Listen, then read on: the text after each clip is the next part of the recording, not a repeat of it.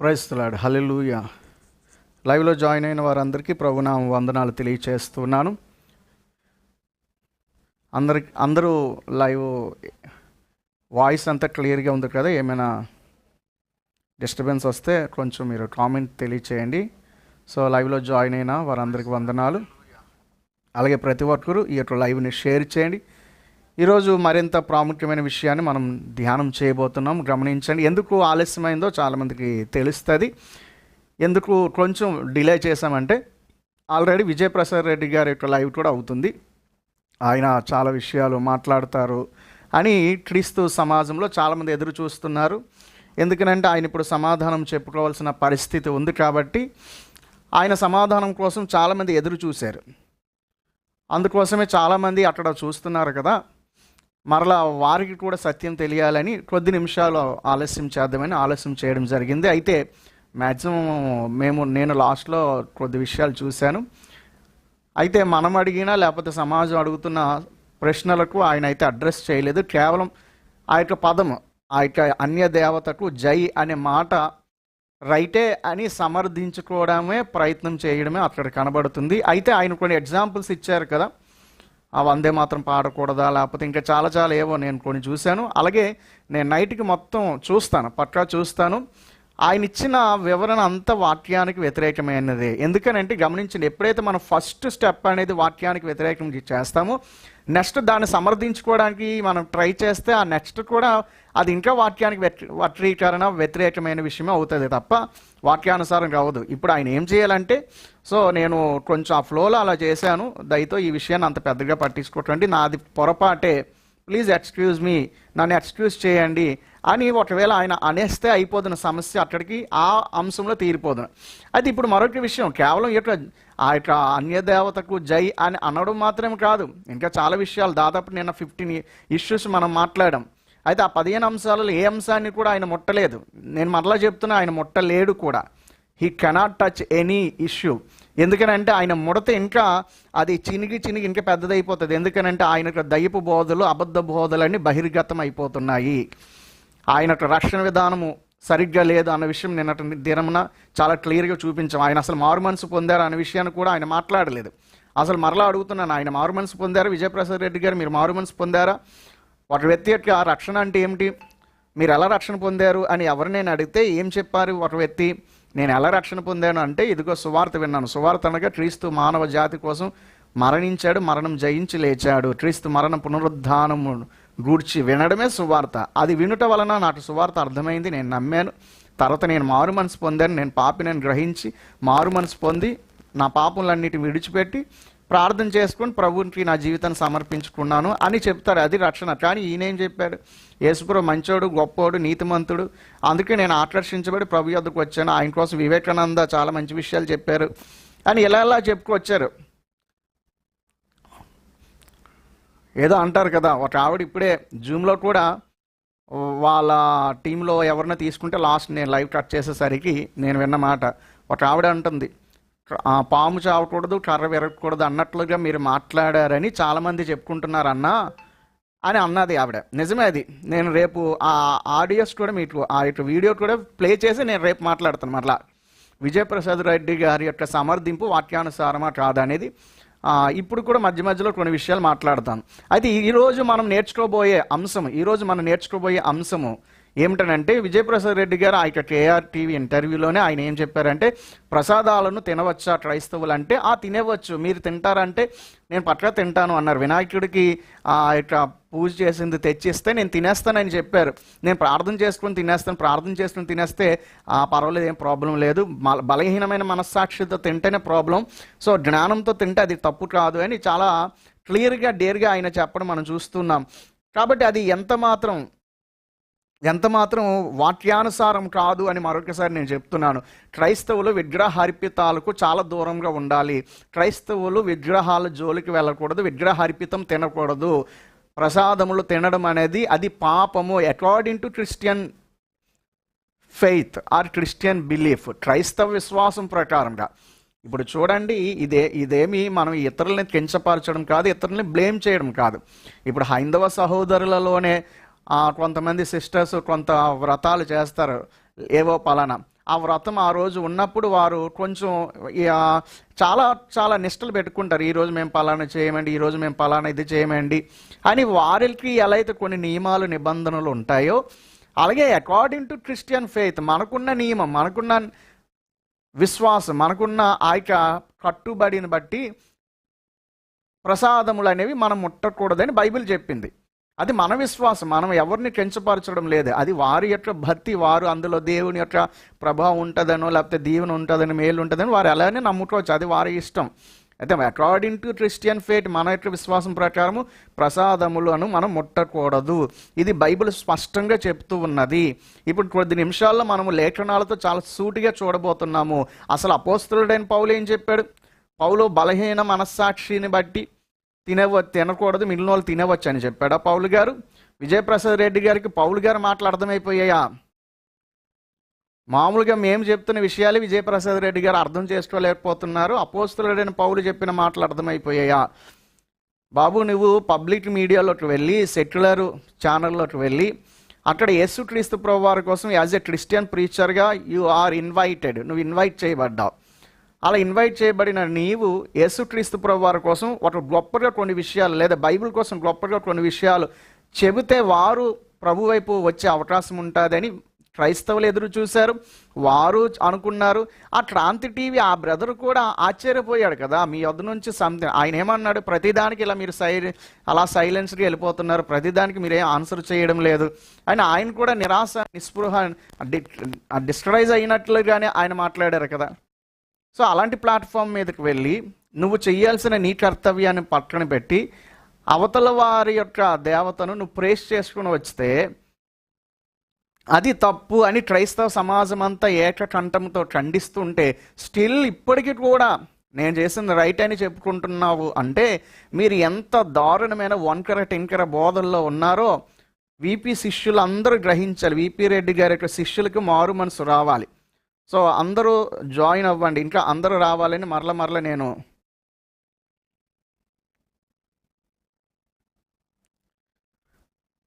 So ఈ యొక్క లైవ్ని ఇంకా షేర్ చేయండి. చాలా ప్రాముఖ్య విషయాలు మనం చూడబోతున్నాం. ఎందుకనంటే విజయప్రసాద్ రెడ్డి గారు మాత్రమే కాదు, ఇంకా చాలా కొన్ని డినామినేషన్ల వారు కూడా మనము ప్రసాదంలో తినవచ్చు, తింటే పెద్ద పాపం లేదు, అది తప్పు కాదు, దేవుడు తినకూడదు అని చెప్పలేదు అన్నట్లుగా వీరు వాక్యాలను అర్థం చేసుకోకుండా వాక్యాన్ని వక్రీకరించి బోధ చేసుకుంటున్నారు. తర్వాత నేను క్వశ్చన్స్ కూడా ఆన్సర్స్ చెప్తాను. ప్రతి విషయాన్ని పౌలు ఏం చెప్పాడు? పౌలు ప్రార్థన చేసుకొని తినేస్తే పర్వాలేదు అన్నారా? ప్రార్థన చేసుకొని తినేస్తారండి. ఒక ఆయన నిన్న చెప్పుకున్నాం కదా, లింక్ కూడా నాకు పంపించారు, ఆఫీస్ నుంచి వచ్చింది, ఆఫీస్కి ఎవరో బ్రదర్ పంపించారంట, ఇదిగో అన్న ఆ లింక్ దొరికింది అని. సో ఆ లింక్ మీద కూడా అవకాశం బట్టి ఖచ్చితంగా మాట్లాడతాను నేను. ఆ ప్రార్థన చేసుకుని తినేస్తే పరిశుద్ధం అయిపోతుందా? ప్రార్థన చేసుకుని ప్రసాదం తినవచ్చా? So Bible ఆమోదిస్తున్నదా? కాబట్టి ఇక్కడ మనం ఎవరము, మరలా చెప్తూ ఉన్నాం, ఇక్కడ మనం ఎవరము ఎవరి యొక్క విశ్వాసాలను కించపరచడం లేదు. ఎవరు ఎలా నమ్ముకున్నా అది వారి ఇష్టం. కానీ మనము మన క్రైస్తవులు మన విశ్వాసం ప్రకారం మన విశ్వాసాన్ని ప్రకటించుకొని మన విశ్వాసం ప్రకారం మనం తెలుసుకోవాల్సిన అవసరం ఉన్నది. కాబట్టి వారిని మనం ఇబ్బంది పెట్టం, వారిని మనం ఏమాత్రం తృణీకరించం. వారి ఇష్టం ఎలా నమ్ముకుంటే వారు నమ్ముకొని. ఇప్పుడు వారు ఒక చెట్టులో దేవుడు ఉన్నాడని నమ్ముతారు, నమ్ముని వారిష్టం అది. ఇప్పుడు వారి యొద్దకు వెళ్ళి మనం వారితో గొడవ ఏం పెట్టడం లేదు కదా, మన విశ్వాసం కోసం ఇక్కడ మాట్లాడుతున్నాము. కాబట్టి బైబిల్ చెప్తున్న విశ్వాసం ఏమిటంటే ఈ యొక్క విగ్రహార్పితం కోసం బైబిల్ చెప్తున్న విషయాలు ఏమిటి? నేను స్క్రీన్ మీద మీకు రెఫరెన్స్లు చూపిస్తూ నేను మాట్లాడడానికి ప్రయత్నం చేస్తాను కనుక అందరూ ఆ యొక్క రెఫరెన్స్లు చూస్తూ సత్యాన్ని మీరు నేర్చుకోవాలని గమనించాలి మనం చేస్తున్నాను. మొట్టమొదటి విషయం ఏమిటంటే ఇక్కడ మరలా నేను క్లియర్ చేస్తున్నాను. విజయప్రసాద్ రెడ్డి గారు ఆయన ఇంటర్వ్యూలో మరియమ్మ బొమ్మ దగ్గర పెట్టినప్పుడు మరి లేదా, యేసుప్రభు బొమ్మ దగ్గర పెట్టినప్పుడు లేదా, ఆ రాముడు వారి యొక్క బొమ్మ దగ్గర పెడతాను వచ్చిందా, ఆ బొమ్మలో పెట్టిన దగ్గర ఆ అట్టుపండులోకి వచ్చిన అపవిత్రత ఏంటి?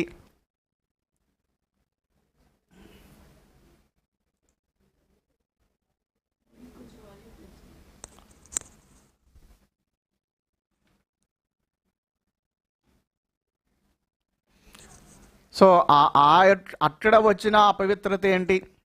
రాముల వారి దగ్గర వచ్చిన అపవిత్రత ఏంటి? ఇక్కడ వచ్చిన పరిశుద్ధత ఏంటి? మరి అవి తినొచ్చా? మరి దానికోసం ఎందుకు మాట్లాడరు అని ఆయన అంటున్నారు. గమనించండి, ఎవ్వరు కూడా, మరలా చెప్తున్నారు, ఎవ్వరు కూడా మరియమ్మ బొమ్మ దగ్గర పెట్టిన తినవచ్చు, యేసుప్రభు వారి విగ్రహం దగ్గర పెట్టిన తినవచ్చు అని అనరు. ఇక్కడ మరలా నేను ఒకటి క్లియర్ చేస్తున్నాను. అది ఏ స్టాచ్యూ అయినా, ఏ యొక్క ఇమేజ్ అయినా, ఏ బొమ్మ అయినా, ఏ విగ్రహం అయినా ఆ విగ్రహాన్ని పూజించకూడదు. అది ఈవెన్ జీసస్ క్రైస్ట్ ఐడల్ అయినా, యేసుక్రీస్తు ప్రతిమకు కూడా మనం పూజించకూడదు. యేసుక్రీస్తు ప్రతిమకు దండం పెట్టడం చేయకూడదు. ఒకవేళ మన ఇంట్లో యేసుక్రీస్తు ఫోటోలు ఉంటే ఉండొచ్చు, అవి తీసేసి పారేమని నేను చెప్పడం లేదు, ఉండొచ్చు, అంతే, సింబల్గా పెట్టుకోవచ్చు అంతే తప్ప ఆ ఫోటోకి దండం పెట్టడం కానీ, ఫోటో కాసి వెళ్ళి ముద్దు పెట్టడం కానీ, ఫోటో చూసి చేతులు ఎత్తి ప్రార్థన చేయడం కానీ ఇటువంటివి చేస్తే అవి విగ్రహారాధన అయిపోతుంది. క్రైస్తవులలో ఉన్న విగ్రహారాధన కూడా చాలా కొన్ని ప్రేయర్ టవర్స్ ఉన్నాయి. ఆ ప్రేయర్ టవర్స్లో ఏం చేస్తారంటే ఒక సిలువు పెడతారు, లేకపోతే యేసుప్రభు ఫోటో పెడతారు, అది ప్రార్థన గది అంటారు. అక్కడికి ప్రేయర్ చేసుకోవడానికి వచ్చిన వాళ్ళంతా ఆ సిలువుదే మోటరించి ఆ సిలువు కాసి చూసి ప్రార్థన చేస్తారు, ఆ సిలువుకు దండం పెడతారు, అలాగే ఫొటోస్ దగ్గర దండం పెట్టి ప్రార్థన చేస్తారు. అలాగే చాలా సంఘాలలో పెద్ద సిలువులు పెట్టడం, చర్చికి బయట ప్రాంగణంలో చాలామంది ఆ సిలువు చుట్టూ ప్రార్థన చేయడం, సిలువు దగ్గర దండాలు పెట్టడం, ఇవన్నీ కూడా విగ్రహారాధనే. ఇవన్నీ కూడా ఐడల్ వర్షిప్సే. ఎవరెవరు ఇటువంటి పరిస్థితులు ఉన్నారో వారందరూ ఆ సిలువలను తీసేయండి, లేకపోతే సిలువలు పెడితే విశ్వాసులు సరిగ్గా క్లియర్గా చెప్పాలి, మీరు సిలువ దగ్గర మోటరించి ప్రార్థన చేయడాలు. సిలువ అయితే ఫర్ సింబల్ ఓన్లీ, గుర్తుగా పెట్టుకోవచ్చు, అంతేగాని ఆ సిలువ యొద్దకు వెళ్ళి మోటరించి ప్రార్థన చేయడము లేకపోతే ఇదంతా ఏమిటంటే మనుషులకి ఏమిటంటే ఒక ఫిజికల్ ఏదైనా ఒక ఆబ్జెక్ట్ ఉంటే ఆరాధన చేయడానికి బాగుంటుంది అని ఒక సైకలాజికల్ ఫీలింగ్. సో దానిని బట్టి ఒక ఆబ్జెక్ట్ దగ్గర బాగా ఎడిక్ట్ అయిపోతారు. కానీ ప్రభు చెప్పాడు అలా ఆబ్జెక్ట్ మీద ఒకదాని మీద మనం ఫిక్స్ అవ్వకూడదు. మన దేవుడు సర్వంతర్యామి, సర్వవ్యాపి, ఆయన సర్వము ఉన్నవాడు. ఆయన యొక్క ప్రెజెన్స్ని ఒక ప్రదేశంలో మనం లిమిట్ చేయడం అనేది మంచిది కాదు. ఇంకోటి, దేవుడు ఏ రూపంలో ఆరాధన చేయొద్దు అని చెప్పాడు. కాబట్టి మనం సిలువను ఆరాధన చేసినా, లేకపోతే ఎక్కడ ఆరాధన యేసుప్రభు బొమ్మకు ఆరాధన చేసినా, అక్కడ మోటరించినా అది విగ్రహ ఆరాధనే. ఇది మొదటి పాయింట్. అంతేకాకుండా ఆ ప్రదేశంలో పెట్టినది తినడం కూడా అది ప్రసాదమే, విగ్రహార్పితమే అవుతుంది. అది యేసుప్రభు బొమ్మ దగ్గరైనా, మరియమ్మ బొమ్మ దగ్గరైనా, గనుక వాటిని తినకూడదు. ఇప్పుడు నేను క్లియర్ చేస్తాను క్రిస్టియన్స్కి. ఇప్పుడు హైందవ విగ్రహార్పితమైన దానికి వద్దకు వస్తే అసలు బైబిల్ ఏం చెప్పింది? మొత్తం విగ్రహార్పితాల కోసం బైబిల్ ఏం చెప్పింది? అది ఏ విగ్రహం అయినా, అది యేసుప్రభు విగ్రహం అయినా, మరలా చెప్తున్నాను, హైందవ దేవతల విగ్రహాల కోసం మాత్రమే కాదు. ఈ యొక్క విషయం, ఇప్పుడు నేను చెప్పే విషయం అంతా కేవలం హైందవ విగ్రహాలకు సంబంధించిన విషయం మాత్రం కాదు, హైందవ దేవతలకు సంబంధించిన విషయం మాత్రం కాదు. ఎందుకంటే ఎవరైనా హైందవ సహోదరులు ఎవరైనా చూస్తే మా దేవతలను, మా యొక్క పూజకు మేము ఉపయోగించే వాటిని వీరు తృణీకరిస్తున్నారు అని అనుకోవచ్చు. కాదు. According to our Bible faith, according to our biblical faith, మా యొక్క బైబిల్ విశ్వాసం బట్టి బైబిల్ మాకు చెప్పింది ఏమిటంటే ఏ విగ్రహానికి కూడా పూజించకూడదు, ఏ విగ్రహం యొద్ద కూడా సాగిలు పడకూడదు, ఏ విగ్రహానికి కూడా దండం పెట్టకూడదు, ఏ విగ్రహం యొద్ద కూడా అర్పించినది, అలా పెట్టినది మనము తినకూడదు అని బైబిల్ చాలా క్లియర్గా చెప్పింది. అది విగ్రహారాధన, విగ్రహార్పితం అవుతుంది, దాన్ని ప్రసాదం అంటారు మన హైందవ సహోదరులు. కాబట్టి వాటిని ముట్టకూడదు అని బైబిల్ చెప్పింది. కాబట్టి క్రైస్తవులు ముట్టకూడదు, తినకూడదు, మరియందైనా, యేసుప్రభుదైనా, ఇంకా ఇతర ఎవరిదైనా. సో ఇది లేఖనం చెప్తున్న సత్యం. ఇది ఈ యొక్క మనసులో, ఈ యొక్క విషయాన్ని మనసులో పెట్టుకొని మనం ముందుకు వెళ్దాం. అయితే మొట్టమొదటిగా ఆలోచన చేస్తే బైబిల్ ఈ యొక్క విగ్రహార్పితాలను తినడాన్ని బైబిల్ ఖండించిందా, ఆమోదించిందా? మరలా చెప్తున్న విజయప్రసాద్ రెడ్డి గారు, నేను లేవనెత్తిన 15 అంశాల మీద మీరు ఆ సమాధానం ఇవ్వలేరు కూడా. మరలా విజయప్రసాద్ రెడ్డి గారు నేనేం చెప్తున్నానంటే, ప్రేమపూర్వకమైన చర్చకు రమ్మని నేను పిలుస్తున్నాను. ఈ యొక్క తమ్మునేరులో చాలా క్లియర్గా చెప్పాను. విజయప్రసాద్ రెడ్డి గారికి ప్రేమపూర్వకంగా ఆహ్వానం. లైవ్లో ఉన్నారు కాబట్టి రండి, కాల్ చేయండి, పోనీ కనీసం ఫోన్ లైన్లోనే రండి, మాట్లాడదాం, లేకపోతే డేట్ పెట్టుకుందామా, మీ ఇష్టం, చర్చ చేద్దాం, ప్రేమపూర్వకం చర్చ చేద్దాం. ఇక్కడ మరొక విషయం చెప్తున్నా, విజయప్రసాద్ రెడ్డి గారు స్పందించకుండా, వారు పిల్లకాయలు ఉంటారు, చిన్న పిల్లకాయలు, యేసుప్రభువారు అంటారు వీరు పిల్లకాయలను పోలి ఉన్నారని. ఈ పిల్లకాయలైన పదం యేసుప్రభువారు వాడారు, కాబట్టి ఆ పదం నేను వాడుతున్నాను. సో ఈ పిల్లకాయలను పోలిన తరం అని ప్రభు చెప్పినట్లుగా కొంతమంది పిల్లకాయలు ఉంటారు విజయప్రసాద్ రెడ్డి గారి దగ్గర. విజయప్రసాద్ రెడ్డి గారి యొక్క అన్నము ఉప్పు తిన్నవారు కొంతమంది ఉంటారు కదా, వాళ్ళ చేత నా మీద కొన్ని వీడియోస్ చేయించడము, ఇంకా ఏవో నేను చెప్పిన ప్రసంగాలు సరిగ్గా అర్థం కాక వాటిని పట్టుకొని బ్యాడ్ ప్రాపగండా చేయడానికి ప్రయత్నం చేస్తారు. ఎందుకనంటే ఇలాంటి బ్యాచ్ నాకు తెలుసు కాబట్టి. ఒకవేళ ఎవరైనా విజయప్రసాద్ రెడ్డి గారి శిష్యులు ఎవరైనా, మరలా చెప్తున్నాను, ఎవరైనా నాకు కౌంటర్గా వీడియో చేస్తే చేసుకో, నాకైతే భయం లేదు. కానీ ఎవరైనా విజయప్రసాద్ రెడ్డి గారి యొక్క శిష్యులు, మరలా చెప్తున్నాను, విజయప్రసాద్ రెడ్డి గారు మీరే వినాలి, అలాగే వీపీ శిష్యులు అందరూ వినాలి. మీరు కానీ మీ పిల్లల చేత నాకు కౌంటర్లు ఇప్పిస్తే, మీరు స్పందించకుండా మీ పిల్లల చేత కౌంటర్ ఇప్పిస్తే మా వీసీఎం సోల్జర్స్ వచ్చేస్తారు రంగంలోనికి. వీసీఎం సోల్జర్స్ వస్తే వారు మిమ్మల్ని టార్గెట్ చేస్తారు. ఇంకా నేను మాట్లాడినా, నేను అప్పుడు మీతో మాట్లాడినా, మా వాళ్ళు, మా పిల్లలు వారు మాట్లాడతారు. మీరు మాట్లాడే ప్రతి బోధన మీ శిష్యులు ఏ రీతిగా నా మీద మాట్లాడతారో అదే తరహా దానికి డబుల్ డోస్ ఉంటుంది. అప్పుడు ఇంకా దారుణంగా ఉంటుంది. ఎందుకంటే చిన్నపిల్లల చేత మీరు అటువంటి మాటలు అనిపించుకునే పరిస్థితి తెప్పించుకోరు అని నేను గ్రహిస్తున్నాను. కాబట్టి అటువంటి పరిస్థితి రాదు అని నేను ఎక్స్పెక్ట్ చేస్తున్నాను. కాబట్టి ముందే చెప్తున్నాను, మీరు స్పందించకుండా మీ పిల్లల చేత ఎక్స్ట్రాలు మాట్లాడించడానికి ఒకవేళ ఆలోచన చేస్తే, ఎవరైనా పిల్లలు ఎవరికైనా పురుగు కలిసి ఇలా చేద్దామన్నా అతడు నోరు ముయ్యిద్దాం అని ఒకవేళ ట్రై చేస్తే వీసీఎం సోల్జర్స్ ఎంటర్ అవుతారు. వీసీఎం సోల్జర్స్ ఎంటర్ అయ్యి మీకే డైరెక్ట్ అటాక్ చేస్తారు. అప్పుడు పరిస్థితి చాలా దారుణంగా ఉంటుంది, రచ్చ అయిపోతుంది. కాబట్టి అటువంటి పరిస్థితి అవ్వకుండా ఉండాలంటే ఆరోగ్యకరమైన రీతిలోనే, క్షేమకరమైన రీతిలోనే సత్యం ప్రజలకు వెళ్ళాలి. మీకు మాకు మధ్యలో వాదోపవాదాలు వద్దు, ఆర్గ్యుమెంట్స్ వద్దు. ఇప్పుడు వచ్చి మీరు ప్రేమపూర్వకంగా వివరిస్తున్నారు కదా, ఎక్స్ప్లెనేషన్ ఇస్తున్నారు కదా, అదే ఎక్స్ప్లెనేషన్ ఇద్దరు కూర్చుందాం. ఏమని చెప్తున్నారు? చాలా విషయాలు చెప్తున్నారు. నేను ఆ మాట అనడము మత సామరస్యం పెంచడానికి అన్నాను. కాబట్టి మత సామరస్యం పెంచుకోవాలి, మనం గొడవలు పెంచుకోకూడదు. వాళ్ళ కొడుకులు మన కొడుకులు కొట్టుకోమని అంటారా?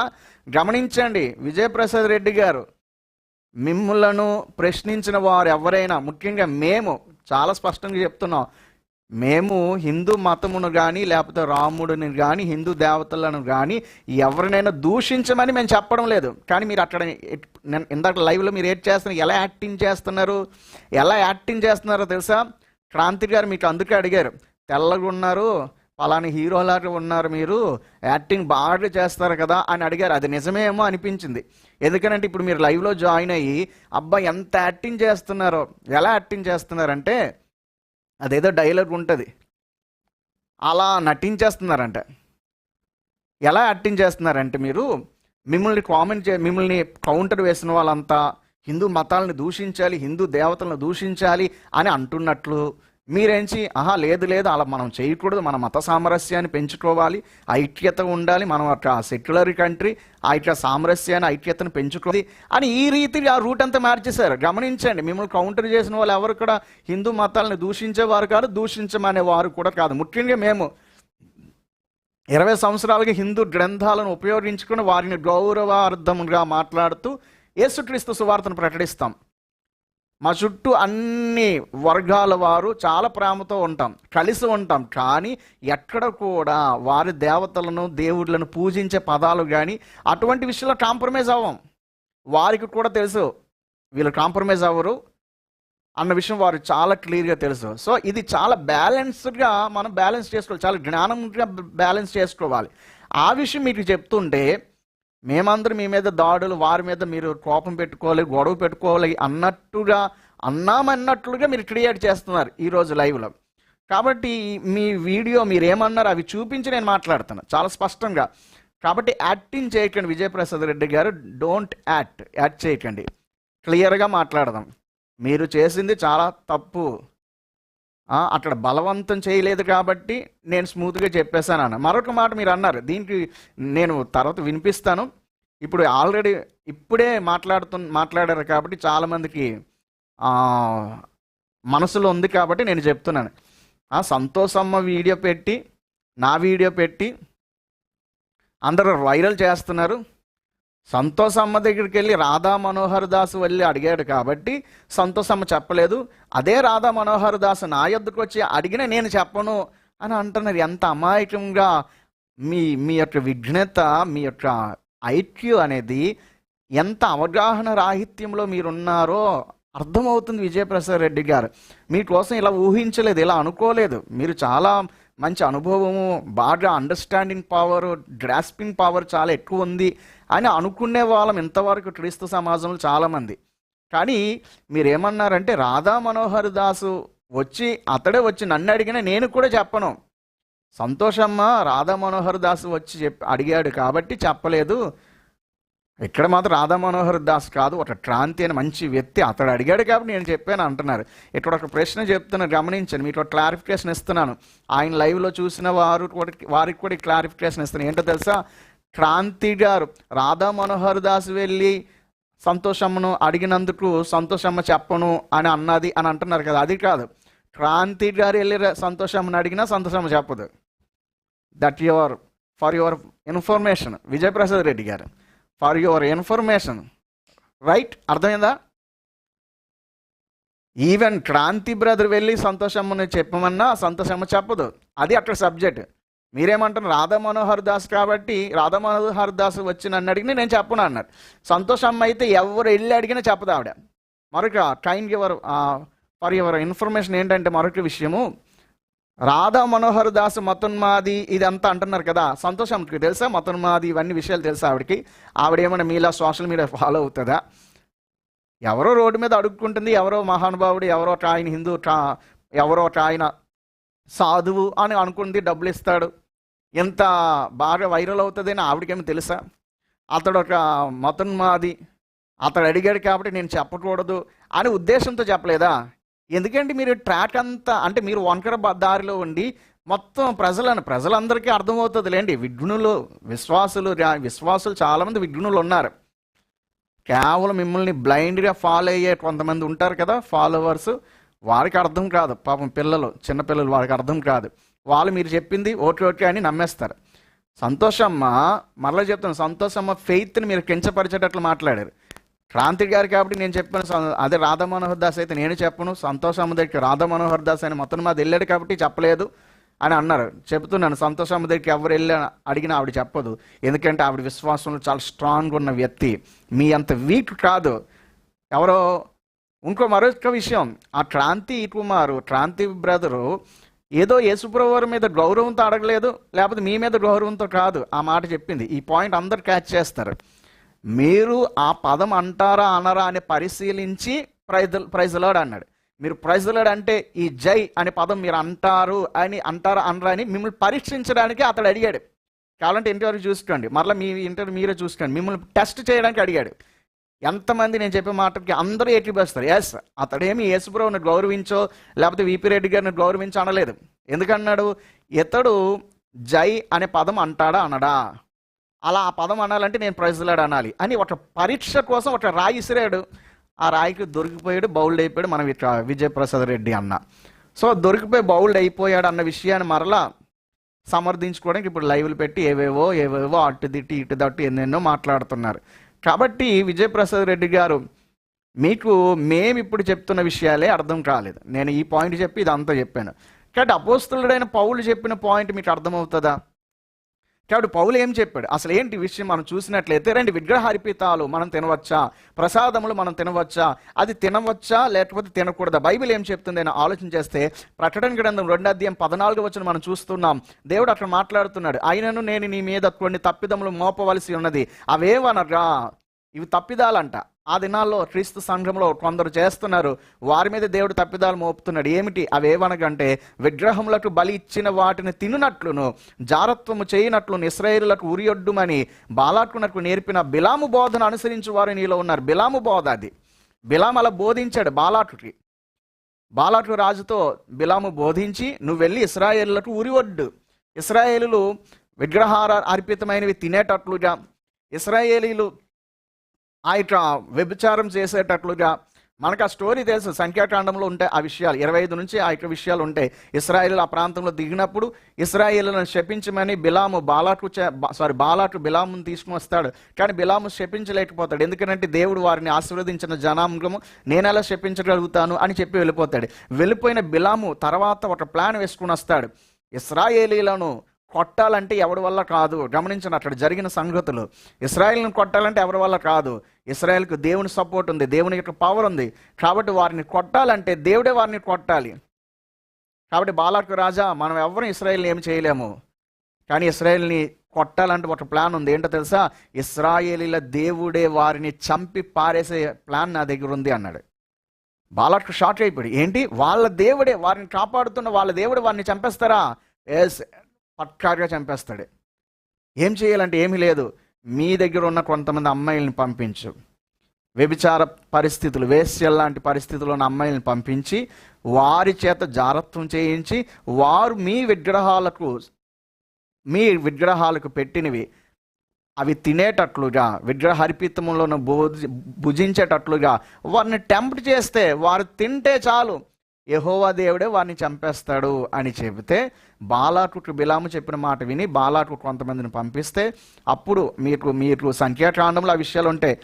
అక్కడున్న ప్రజలతో ఇశ్రాయేలీయులు వ్యభిచారం చేస్తారు, అంతేకాదు వీరు వెళ్తారు, భోజనాలకి వెళ్తారు. ఏమిటా భోజనాలు? కీర్తనలో దేవుడు చెప్తాడు, అవి దయ్యములకు బలి అర్పించిన వాటిని వారు భుజించారని. 25వ అధ్యాయం సంఖ్యాకాండం. ఇశ్రాయేలీయులు సిత్తీంలో దగ్గరగా ప్రజలు మోయాబు రాండ్రతో వ్యభిచారం చేయసాగిరి. ఆ స్త్రీలు తమ దేవతలకు బలులకు ప్రజలను పిలువగా వీరు భోజనం చేసి వారి దేవతలకు నమస్కరించిరి. భోజనం చేశారు. ఏ భోజనాలు? వారి దేవతలకు బలిగా అర్పించిన భోజనాలు. ఆ దేవతలు ఏమిటో తెలుసా? పితరుల దేవతలు. అయితే మోయాబు రాండ్రకు పితరులు అనే దేవతలు ఉండేవారు, అనగా వారి పితరులు అనే దేవతలుగా పూజిస్తారు. ఇది కూడా వేరే అంశం, దీని మీద కూడా తర్వాత నేను మాట్లాడతాను. కాబట్టి మొత్తానికి విగ్రహర్పితమైన వాటిని వారు తినడం వల్లనే దేవుడు వారిలో తెగులు రప్పించి చాలా మందిని చంపేశాడు. చాలా కోపం, దేవుని కోపం రగులుకుంది. అలా రావడానికి కారణం ఎవరంటే బిలాము బాలాకుకి ఈ టీచ్ చేశాడు. ఇశ్రాయేలులు పర్వాలేదులే, తినేవచ్చులే అన్నట్లుగా వారిని టెంప్ట్ చేయని బిలాముకు చెప్పిన బోధన విన్నాడు బాలాకు, అదే రీతిగా చేశాడు. దాని వలన అనేక మంది చంపబడ్డారు. ఇక్కడ దేవుడు చెప్తున్నాడు ప్రకటన గ్రంథంలో ఆ ఉదాంతాన్ని, ఆ యొక్క సాదృశ్యాన్ని, లేకపోతే ఆ జరిగిన విషయాన్ని ఎత్తి దేవుడు ఇక్కడ చెప్తున్నాడు. ఆనాడు బిలాము బోధించి బాలాకును టెంప్ట్ చేసి బాలాకును ఆ విషయాలు తెలియజేసి బాలాకు ద్వారా కొంతమందిని పంపించి ఇశ్రాయేలును టెంప్ట్ చేసి ఇశ్రాయేల్ విగ్రహర్పితమైనవి తిని నష్టపోయినట్లుగా ఆనాడు బిలాము నేర్పించినట్లుగా ఈనాడు నీ సంఘంలో కొంతమంది బిలాము బోధకులు ఉన్నారు. ఈ బిలాము బోధకులు తినమని బోధిస్తున్నారు, విగ్రహర్పితం తినమని బోధిస్తున్నారు. అది తప్పు, నువ్వు చేస్తున్న తప్పు అని దేవుడు ఖండిస్తున్నారు. అంటే విగ్రహర్పితమైనవి తినవచ్చు అని అంటున్న ప్రతి ఒక్కడు ఒక బిలాము బిలాము దేవుని ప్రణాళికలను తొలగిపోయాడు.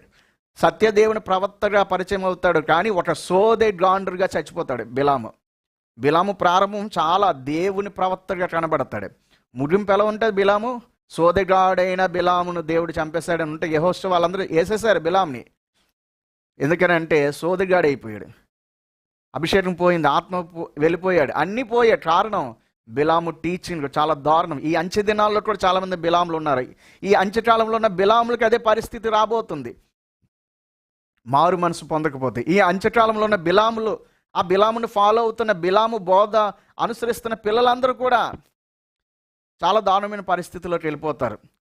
కాబట్టి గమనించండి లేఖనాలు ఏం చెబుతున్నాయి. దేవుడు చాలా క్లియర్గా చెప్తున్నాడు ఇక్కడ, బిలాము బోధ వలన కొందరు విగ్రహాలకు అర్పించిన తినవచ్చు అని చెప్తున్నారు. ఎవరైతే విగ్రహార్పితమైనవి తినవచ్చు అని చెప్తున్నాడో ఆ చెప్పే ప్రతి ఒక్కడు ఒక బిలాము. ఎవరైతే ఆ విగ్రహార్పితమైనవి తినచ్చు అని అనుకుంటున్నారో వాళ్ళంతా బిలాము బోధలో ఉన్నవారే. కాబట్టి బిలాము బోధను వదిలిపెట్టి బయటికి రండి. ఇది పరిశుద్ధాత్మ దేవుని స్వరం. మారు మనసు పొందండి ప్రతి ఒక్కరు. విగ్రహర్పితమైన వాటిని మనం ముట్టకూడదు. అంతేకాదు ఇంకా దేవుడు అదే ప్రకటన గ్రంథం 2:20 మాట్లాడుతున్నాడు. రెవల్యూషన్ చాప్టర్ 2:20 అక్కడ చదువుదాం. ఆయనను నీ మీద తప్పు ఒకటి నేను మోపవలసి ఉన్నది, నేను మోపాల్సి వస్తుంది. ఏమనగా తాను ప్రవక్తినని చెప్పుకొనిచున్న యెజెబెలు అను స్త్రీని నీ ఉండనిచ్చుచున్నావు. యెజెబెలు అనే స్త్రీ ఉందంటే ఎవరి యెజెబెలు? రాజుల గ్రంథంలో మనకు కనబడుతుంది. యెజెబెలు ఏలియాకు వ్యతిరేకంగా బయలు ప్రవక్తలను పోషించిన స్త్రీ ఈమె. ఈ యెజెబెలు సత్యప్రవక్తకు వ్యతిరేకంగా సంఘములో, ఇశ్రాయేలు సమాజంలో ఒక గలిబిలి రావడానికి కారణమైంది. బయలు ప్రవక్తలను పోషించి ఇశ్రాయేలు అందరూ బయలును ఆరాధించేటట్లు చేసి ఈ చాలా దారుణమైన కార్యాలు చేసింది ఆవిడ. అటువంటి యెజెబెలు ఏలియా ద్వారా, ఏలియా సమయంలో దేవుడు, ఆ తర్వాత ఏలియా శిష్యుడు యెహూ ద్వారా, ఆ తర్వాత ఆ యొక్క గుర్రములతో మట్టబడి చచ్చిపోతుంది యెజెబెలు దేవుని యొక్క ఆత్మచేత యెజెబెలు చంపబడింది, అయిపోయింది యెజెబెలు. కానీ ఈ యొక్క ప్రకటన గ్రంథంలోకి వచ్చిన తర్వాత మరలా దేవుడు యెజెబెలు అనే స్త్రీని ఉండనిచ్చుచున్నావు అంటున్నాడు. అంటే ఫిజికల్గా ఒక విషయము, స్పిరిచువల్గా మరొక విషయం. ఫిజికల్గా బహుశా ఆ సంఘంలో ఒక స్త్రీ ఉంది, ఆ స్త్రీకి సేమ్ అదే పేరు పెట్టుకుంది. ఆ స్త్రీ ఏం చేస్తుందంటే ఇటువంటి అబద్ధ బోధలు ఆనాడు చేస్తుంది. అంతేకాదు, ఇది ప్రపంచ క్రైస్తవ సంఘానికి స్పిరిచువల్గా ఏమిటంటే మీనింగ్, ఈ అంత్యకాలంలో యెజెబెలు అనే స్త్రీ భౌతికంగా ఉండకపోవచ్చు, కానీ ఆనాడు యెజెబెలు స్త్రీలో పనిచేసిన దుష్టాత్మే, ద డీమోన్. చూడండి, అభిషేకం అనేది రిపీట్ అవుతూ ఉంటుంది. అభిషేకము, పౌలు మీద వచ్చిన అభిషేకము, లేకపోతే ఇర్మియా మీద వచ్చిన అభిషేకం, యెషయా మీదకి వచ్చిన అభిషేకము, అదే అభిషేకం రిపీట్ అవుతుంది. మీకు తెలుసు, ఏలియా వస్తాడు. ఏలియా కోసం మలాకి ఏం చెప్తాడు? మలాకి గ్రంథకర్త, ఏలియా లాంటి మరొక ఏలియా వస్తాడంట. అంటే ఏలియా వస్తాడంటే మరల ఏలియా రావడమా? మరల పరలోకంకి వెళ్ళిపోయిన ఏలియా వస్తాడనా అంటే కాదు. బాప్తిస్మ ఇచ్చి యోహాను రాగానే, యోహాన్ని చూడగానే అతడి ఏలియా అని యేసుప్రభువు వారు చెప్పారు. ఎలా ఇతడు ఏలియా? ఆ ఏలియా కాదు కదా. ఇతడు ఎలా ఏలియా అయ్యాడంటే the anointing of Elijah. Listen carefully, జాగ్రత్తగా ఒక అద్భుత మర్మం చెప్తున్నాను. ఏలియా మీద పనిచేసిన అభిషేకం యొక్క తీవ్రత, అది ఏ లెవెల్లో, ఏ పాలులో, ఏ స్థాయిలో పనిచేసిందో అదే అభిషేకం యోహాను మీద ఉంది. అప్పుడే ఈ యోహాన్ని చూసినప్పుడు కూడా ఎలైజాలా అనిపించాడు. ఎందుకంటే బికాస్ ఆఫ్ ద అనాయింటింగ్, అభిషేకం బట్టి. అంటే ఏలియా మీదకి వచ్చిన అభిషేకం మరలా యోహాను మీదకి వచ్చింది. యోహాను మీదకి వచ్చిన అభిషేకం అంత్యకాలంలో మరొక దైవజనుడి మీదకి వస్తుంది. అప్పుడు మరలా అతడు ఏలియాలో కనబడతాడు. ఎన్నాళ్ళు రెండు తలంపుల మధ్య ఉంటారు అని ఆనాడు ఏలియా స్వరాన్ని మరలా ఈ దైవజనుడు ఎత్తుకుంటాడు. అంటే ఈ ఏలియా అభిషేకం రిపీట్ అవుతుంది. అలాగే ఏలియా అభిషేకం మాత్రం కాదు, డేవిడ్ అభిషేకం కానీ, యెషయా మీద పనిచేసిన అభిషేకం కానీ, ఇర్మియా అభిషేకం కానీ అంత్యకాలంలో రిపీట్ అవుతూ ఉంటుంది. అందుచేతన అంత్యకాలంలో అనేక మంది మోషేలు ఉంటారు, అనేక మంది ఏలియాలు ఉంటారు. ఇది రానున్న దినాల్లో జరగబోతుంది. ఇప్పుడు కూడా చాలా మంది మీద ఏలియా, మోషే అభిషేకం పనిచేస్తూ ఉన్నది. వారి పరిచయం చూసినప్పుడు మనకు అర్థమవుతుంది, yeah he has anointed with anointing of Elijah. ఇతడు ఏలియా అభిషేకంతో అనాయింట్ చేయబడ్డాడు అని మనం గుర్తుపట్టగలుగుతాం. సో కాబట్టి దైవ సేవకుల మీద పనిచేసే అభిషేకం రిపీట్ అవుతున్నట్లుగానే సైతానుడు కూడా డూప్లికేట్ చేస్తాడు. సాతానుడు కూడా ఒక వ్యక్తి మీద పనిచేస్తున్న డీమోన్ అనేది మరలా వాడు కూడా రిపీట్ చేస్తుంటాడు. ఈ విషయం నేను చెప్తున్నాను. కాబట్టి ఏలియా టైంలో యెజెబెల్ అనే స్త్రీలో పనిచేసిన అదే దుష్టాత్మ, అదే దురాత్మను సాతానుడు మరలా అంచె దినములలో మరికొంత మీదకి పంపిస్తారు. అలా పంపించినప్పుడు ఈ అంత్యకాలంలో కొంతమంది యెజెబెల్ లాగా ప్రవర్తిస్తారు. అంటే యెజెబెల్ చేత బోధించబడి యెజెబెల్ టీచింగ్ తీసుకుని వస్తారు. యెజెబెల్ టీచింగ్ ఏమిటంటే అది చెప్తున్నాడు ఇక్కడ. ఆ యెజెబెల్ చేసిన టీచింగ్ ఏంటంట, ఆమె ఏం చేస్తుంది, జారత్వం చేయుటకును విగ్రహములకు బలిచ్చిన వాటిని తినుటకును అది నా దాసులకు బోధిస్తుంది. ఈనాడు కొంతమంది దేవుని దాసులు అనబడుతున్న వారు యెజెబెల్ చేత బోధించబడుతున్నారు. ఆ యెజెబెల్ ఏం చెప్తుందంట, విగ్రహాలను బలిచ్చిను తినొచ్చు, విగ్రహాలకు సాక్రిఫైస్ చేసినవి, విగ్రహాలకు ఆఫర్ చేసినవి, విగ్రహాల దగ్గర పెట్టినవి తినవచ్చు అని ఆమె బోధిస్తారంట. అంటే ఎవరైతే విగ్రహర్పితమైనవి తినవచ్చు అని నేర్పిస్తున్నారో వారంతా యెజెబెలు బోధకులు. ఇందాకలు ఏం చెప్పాడు ప్రకటన గ్రంథంలో, వారు బిలాము బోధకులు. ద సెకండ్ టైటిల్ వారికి దేవుడిచ్చిన రెండో బిరుదే ఏంటో తెలుసా, వారు యెజెబెలు బోధకులు. కాబట్టి ఎవడైనా, మరలా చెప్తున్నాను, I don't want to give any respect to them, వారికి నేను గౌరవం ఇవ్వాలనుకోవడం లేదు. బాధపడితే బాధపడండి. వాడెవడైనా సంఘములో విశ్వాసులు బలి అర్పించినవి దేవతలకు, ఏ దేవత అయినా, యేసుప్రభు విగ్రహం అయినా మరియమ్మ విగ్రహం అయినా అక్కడ పెట్టినవి తినవచ్చు అని ఎవడైనా చెప్తే వాడు బిలాము బోధకుడు, వాడు యెజెబెలు బోధకుడు అని చాలా స్పష్టంగా చెప్తున్నాడు, లేఖనం చెప్తుంది. కాబట్టి విజయప్రసాద్ రెడ్డి గారు విగ్రహార్పితమైనవి తినవచ్చు అని చెప్తున్నారంటే ఆయన కూడా బిలాము బోధకుల గుంపులోనే ఉన్నారు, ఆయన కూడా యెజెబెలు బోధకులలోనే ఉన్నారు. కాబట్టి ఆ బోధ నుంచి ఆయన మారు మనసు పొందితే అతనికి మేలు, ప్రపంచ క్రైస్తవ సంఘానికి మేలు, ముఖ్యంగా వారి శిష్యులకు మేలు. ఎందుకంటే ఆయన నష్టపోయి నాశనానికి వెళ్ళిపోతే నరకానికి, పాపం శిష్యులందరూ వెళ్ళిపోతారు. కాబట్టి శిష్యులారా ఆలోచించండి, యెజెబెలు బోధ అని దేవుడు చెప్తున్నాడు. ఎంత క్లియర్గా లేఖను చెప్తున్నా మీకు కళ్ళు కనబడట్లేదా? గుడ్డిగా ఫాలో అవుతున్నారు. లేఖనం మీకు కనబడట్లేదా? లేఖనం కావాలా, ఒక మనిషి కావాలా? దైవ సేవకులను ఫాలో అవ్వాలి నిజమే, కానీ before that we should follow the Bible. ఆ సేవకుడు వాక్యమును అనుసరించి నడిస్తే అప్పుడు ఫాలో అవ్వాలి. వాక్యానికి ఆ సేవకుడు ఫాలో అవ్వలేనప్పుడు you must leave any pastor, ఎవడైనా ఏ సేవకుడైనా వదిలిపెట్టే. నా విశ్వాసులకు నేను అదే చెప్తాను, మా సంఘంలో అదే చెప్తాను. నేను ఒకవేళ వాక్యానికి వ్యతిరేకంగా బోధ చేసినట్లు మీకు కనబడితే హ్యాపీగా నా చర్చ్ వదిలి, నేను నడిపిస్తున్న సంఘం వదిలి వెళ్ళిపోండి. You can go another church. ఎక్కడైతే సత్యబోధ ఉందో అక్కడికి వెళ్ళిపోండి. ఎన్నోసార్లు చెప్తాను, చాలు మా విశ్వాసులకు వచ్చి అడుక్కోండి.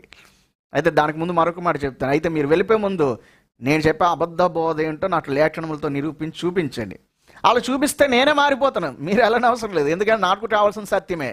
నాకు సత్యం బోధ కావాలి, ఆదిమ అపోస్తలుల బోధ కావాలి. నాకెవరు మొహమాటంతో కూడిన బోధొద్దు, రాజీ పడే బోధొద్దు, సత్య బోధ కావాలి, లేఖనానుసారమైన బోధ నాకు కావాలి. కాబట్టి ఇక్కడ ఆలోచన చేస్తే ఇక్కడ దేవుడు చాలా స్పష్టంగా చెప్తున్నాడు, విగ్రహార్పితమైనవి తినవచ్చు అని చెప్పే ప్రతి ఒక్కడు కూడా అతడు రెండవది యెజెబెలు బోధకుడు అని లేఖనం చెప్తుంది. ఇది 2 లేఖనాలు. ఇంత క్లియర్గా 2 లేఖనాలు మనకు సూటిగా సమాధానం చెప్పినప్పుడు దట్స్ ఇనఫ్. ఒక క్రైస్తవ సిద్ధాంతాన్ని మనం ప్రతిపాదించుకోవడానికి మినిమం 2 రిఫరెన్సెస్ చాలు, సరిపోతాయి. ఈ 2 వచనాలు చాలు మనకు క్లియర్. దేవుడు చెప్పిస్తాడు విగ్రహార్పితమైనవి తినొద్దు అని. కానీ ఇంకా నేను చూపిస్తాను, ఇంకా చాలా వచనాలు చూపిస్తాను. ఇంకా మనం ఆలోచన చేస్తే అపోస్తల కార్యములు 15వ అధ్యాయం 28వ వచనం చదువుదాం. అపోస్తల కార్యములు 15వ అధ్యాయం 28వ వచనం ఒకసారి చదివితే,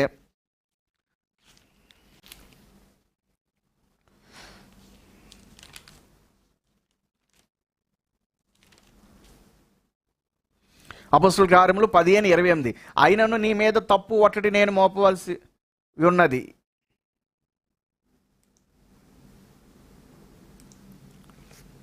పదిహేను 28 రాంగ్ రెఫరెన్స్ పడింది. చూడండి, మీరు బైబిల్లో ఒకసారి చూడండి. టీం వారు కొంచెం రెఫరెన్స్లో నేను చూడండి టైప్ చేస్తున్నప్పుడు.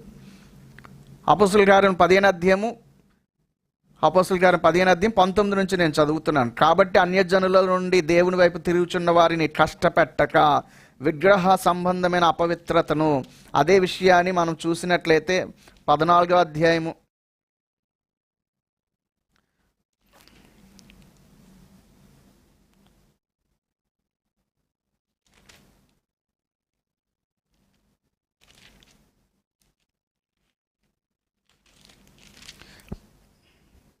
15:28 వచ్చిన 15 అక్కడ 20లో కూడా రాయబడింది విగ్రహ సంబంధమైన అపవిత్రత అన్నాడు. 20 వచ్చిన 28కి వెళ్ళిపోతే ఇంకా కొంచెం క్లియర్గా ఆ మాట రాయబడి ఉంటుంది. ఏమని ఉంటుంది అంటే, విగ్రహములకు అర్పించిన వాటిని రక్తమును గొంతు పిసికి చంపిన దానిని జారత్వమును విసర్జించవలెను.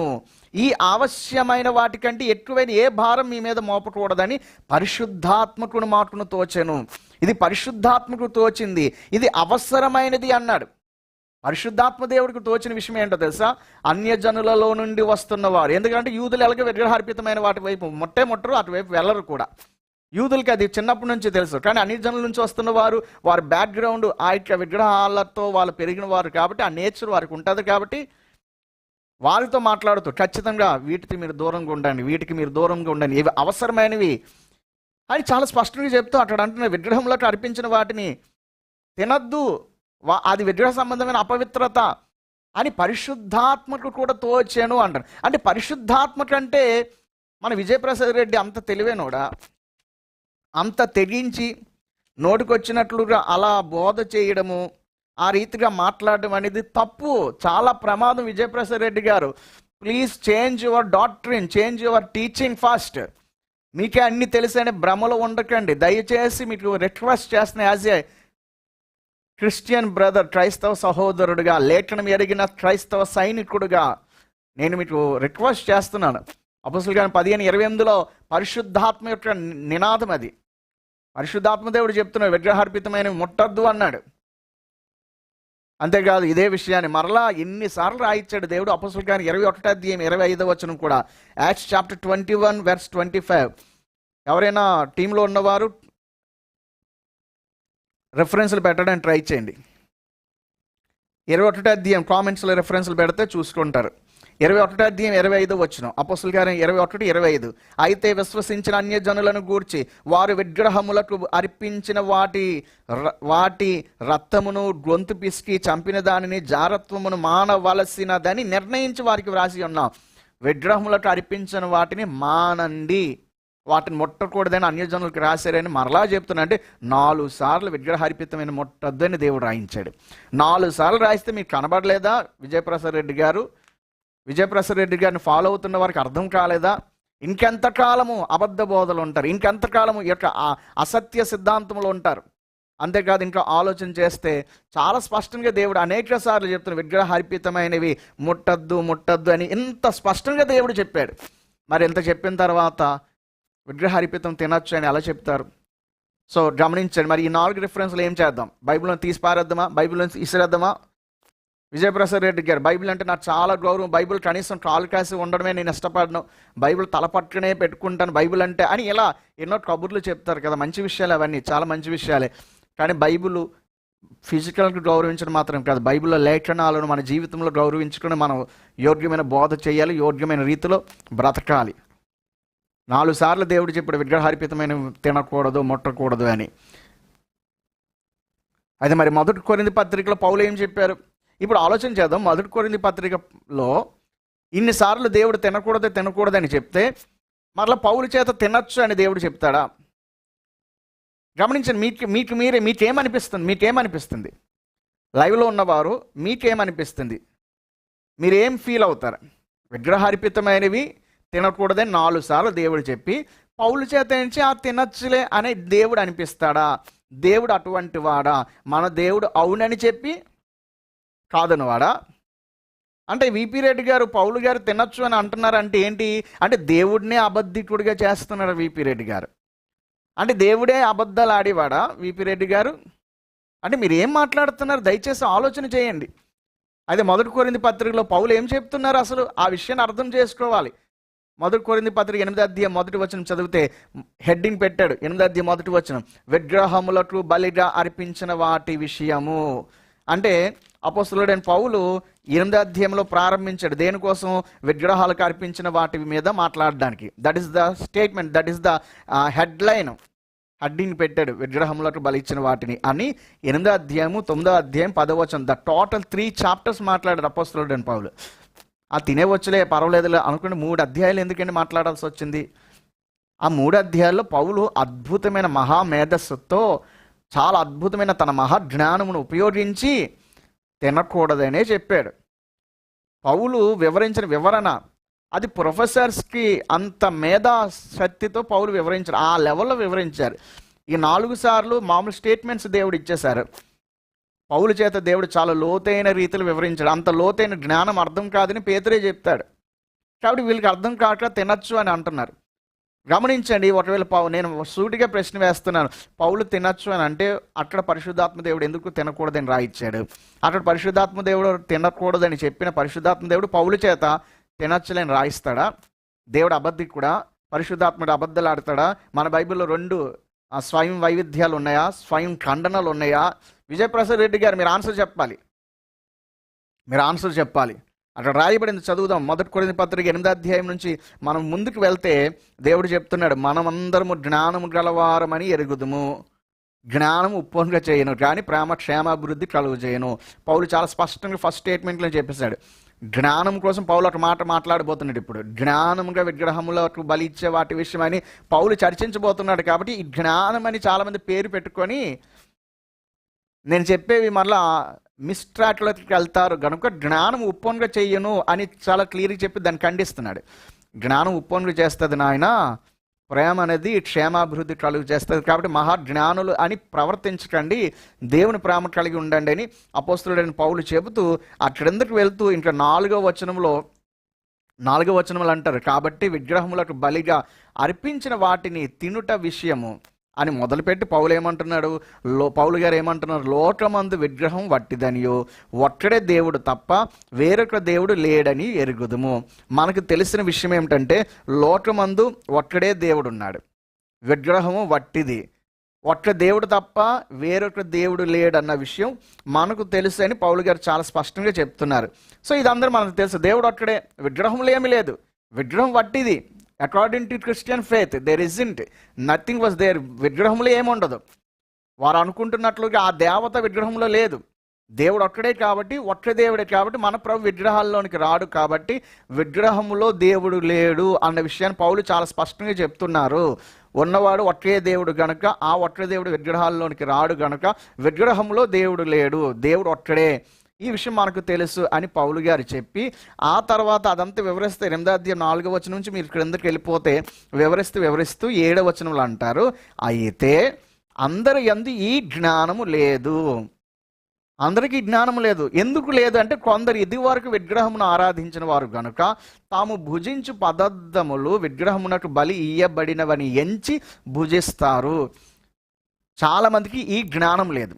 దేవుడు ఒక్కడే, విగ్రహాలలో దేవుడు ఉండడు అన్న ఈ జ్ఞానం లేదు. మరలా నేను స్ట్రెస్ చేసి చెప్తున్నాను, దేవుడు ఒక్కడే, విగ్రహాలలో దేవుడు ఉండడు అనే ఈ గ్రహింపు అందరికీ ఉండదు. అందరూ ఏమనుకుంటారు, వారికి ఆ జ్ఞానం లేకపోవడం వలన విగ్రహాలకు బలి ఇచ్చినవి. చూడండి, కొందరు ఇదివరకు విగ్రహమును ఆరాధించిన వారు గనుక తాము భుజించే పదార్థాలు విగ్రహాలకు అర్పించబడినవి, బలి ఇవ్వబడినవి అని ఎంచి భుజిస్తారు.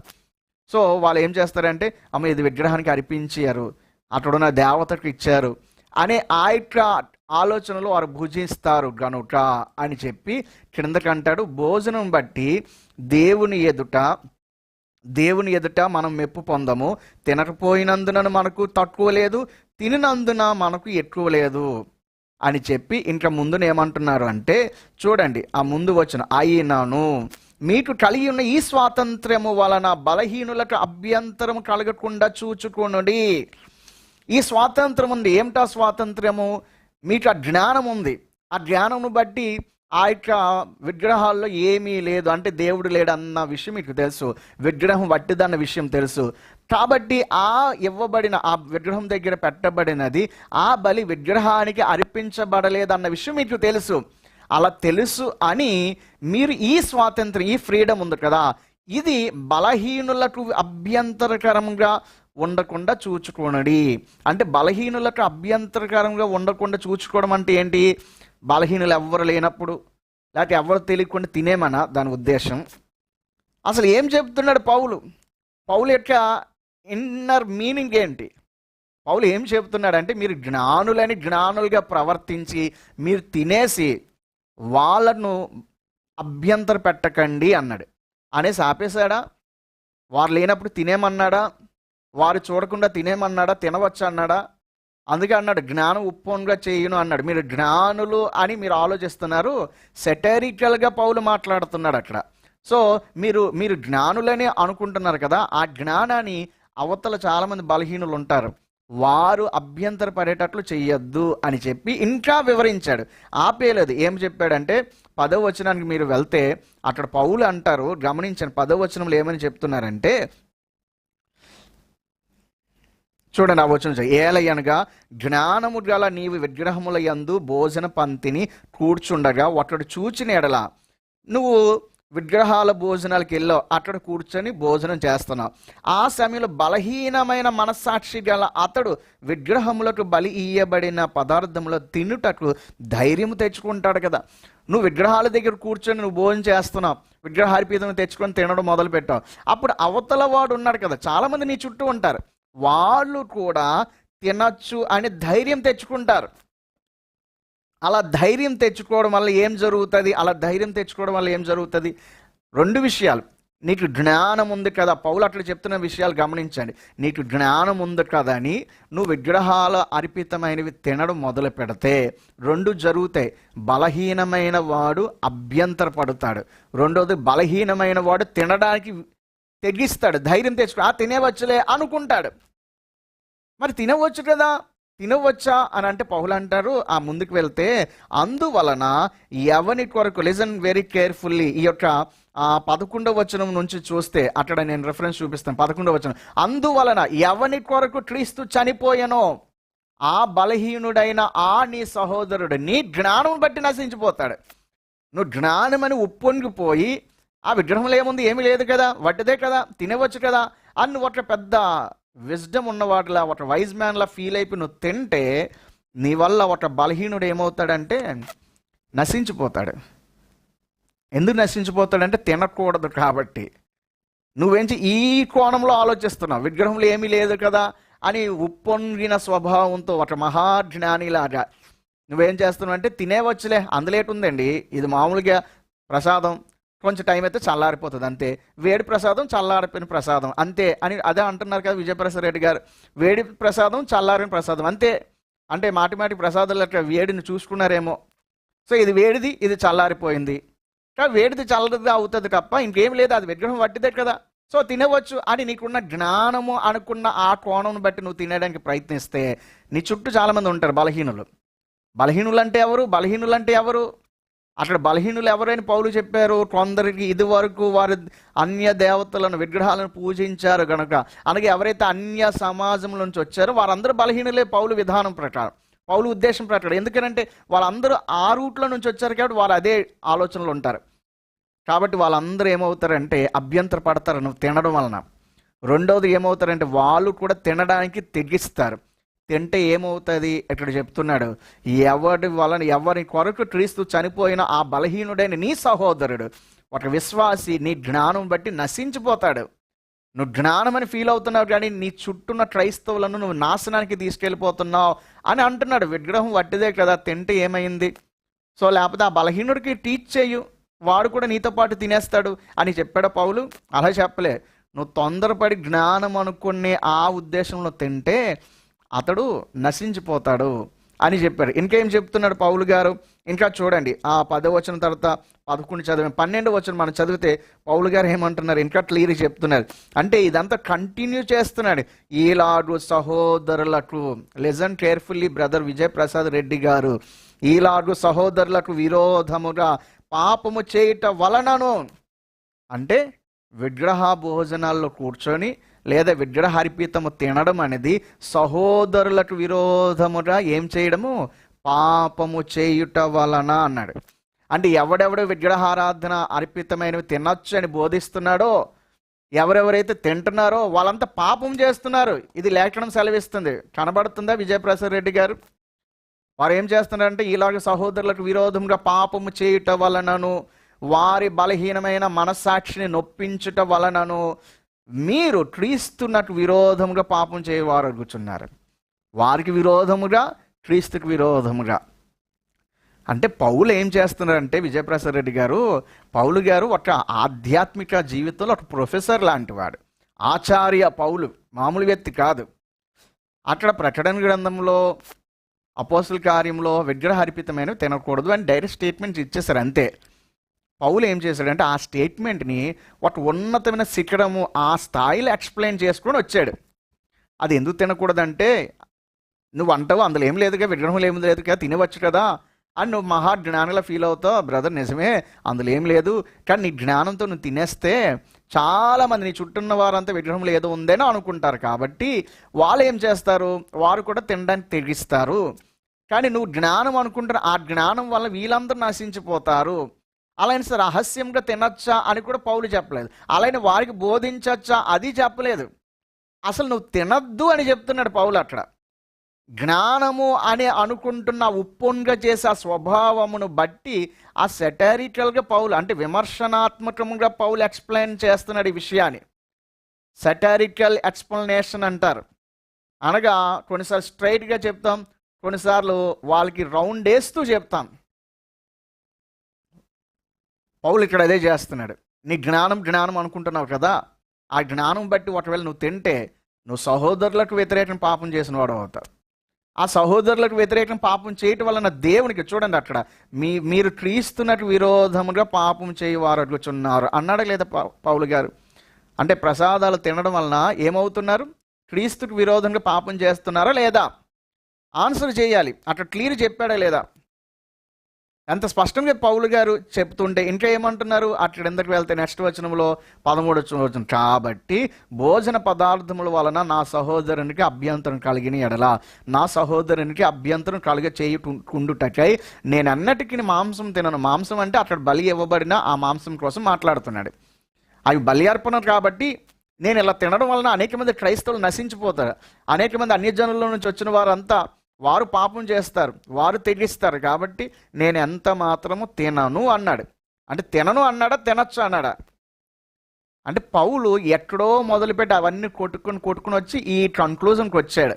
నువ్వు తింటే వాళ్లకు పాపం చేసిన వాడు అవుతావు, దేవుడు ఎదుట పాపం చేసిన వాడు అవుతావు, కాబట్టి నేను ఎంత మాత్రం ముట్టను అన్నాడు. అంటే మనం ఎంత మాత్రం ముట్టకూడదు అని అపోస్తలుడు చాలా స్పష్టంగా చెప్తున్నాడు. అంటే తింటే వచ్చే నష్టాలు చెప్పాడు. 8వ అధ్యాయము 8 నుంచి తింటే వచ్చే నష్టాలు చెప్పారు. ఎన్ని నష్టాలు చెప్పాడు పౌలు గారు? 5 నష్టాలు చెప్పారు. మరలా చెప్తున్నాను, నేను ఒకసారి రిపీట్ చేసి ముందుకు వెళ్ళిపోతాను. 9వ వచనంలో బలహీనులకు అభ్యంతరం కలుగుతుంది. బలహీనులు అంటే ఎవరు? అన్యజనుల నుంచి వచ్చిన వారంతా బలహీనులే.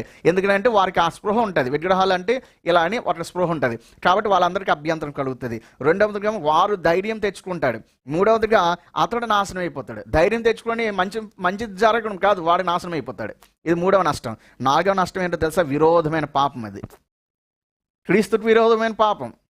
5వదిగా వాళ్ళకి విరోధమైన పాపం. కాబట్టి 5వదిగా పౌలు ఏమన్నాడు? నేను తిన్నాను అన్నాడు. అంత క్లియర్గా పౌలు గారు చెప్తుంటే మీకు అర్థం కావటం లేదా?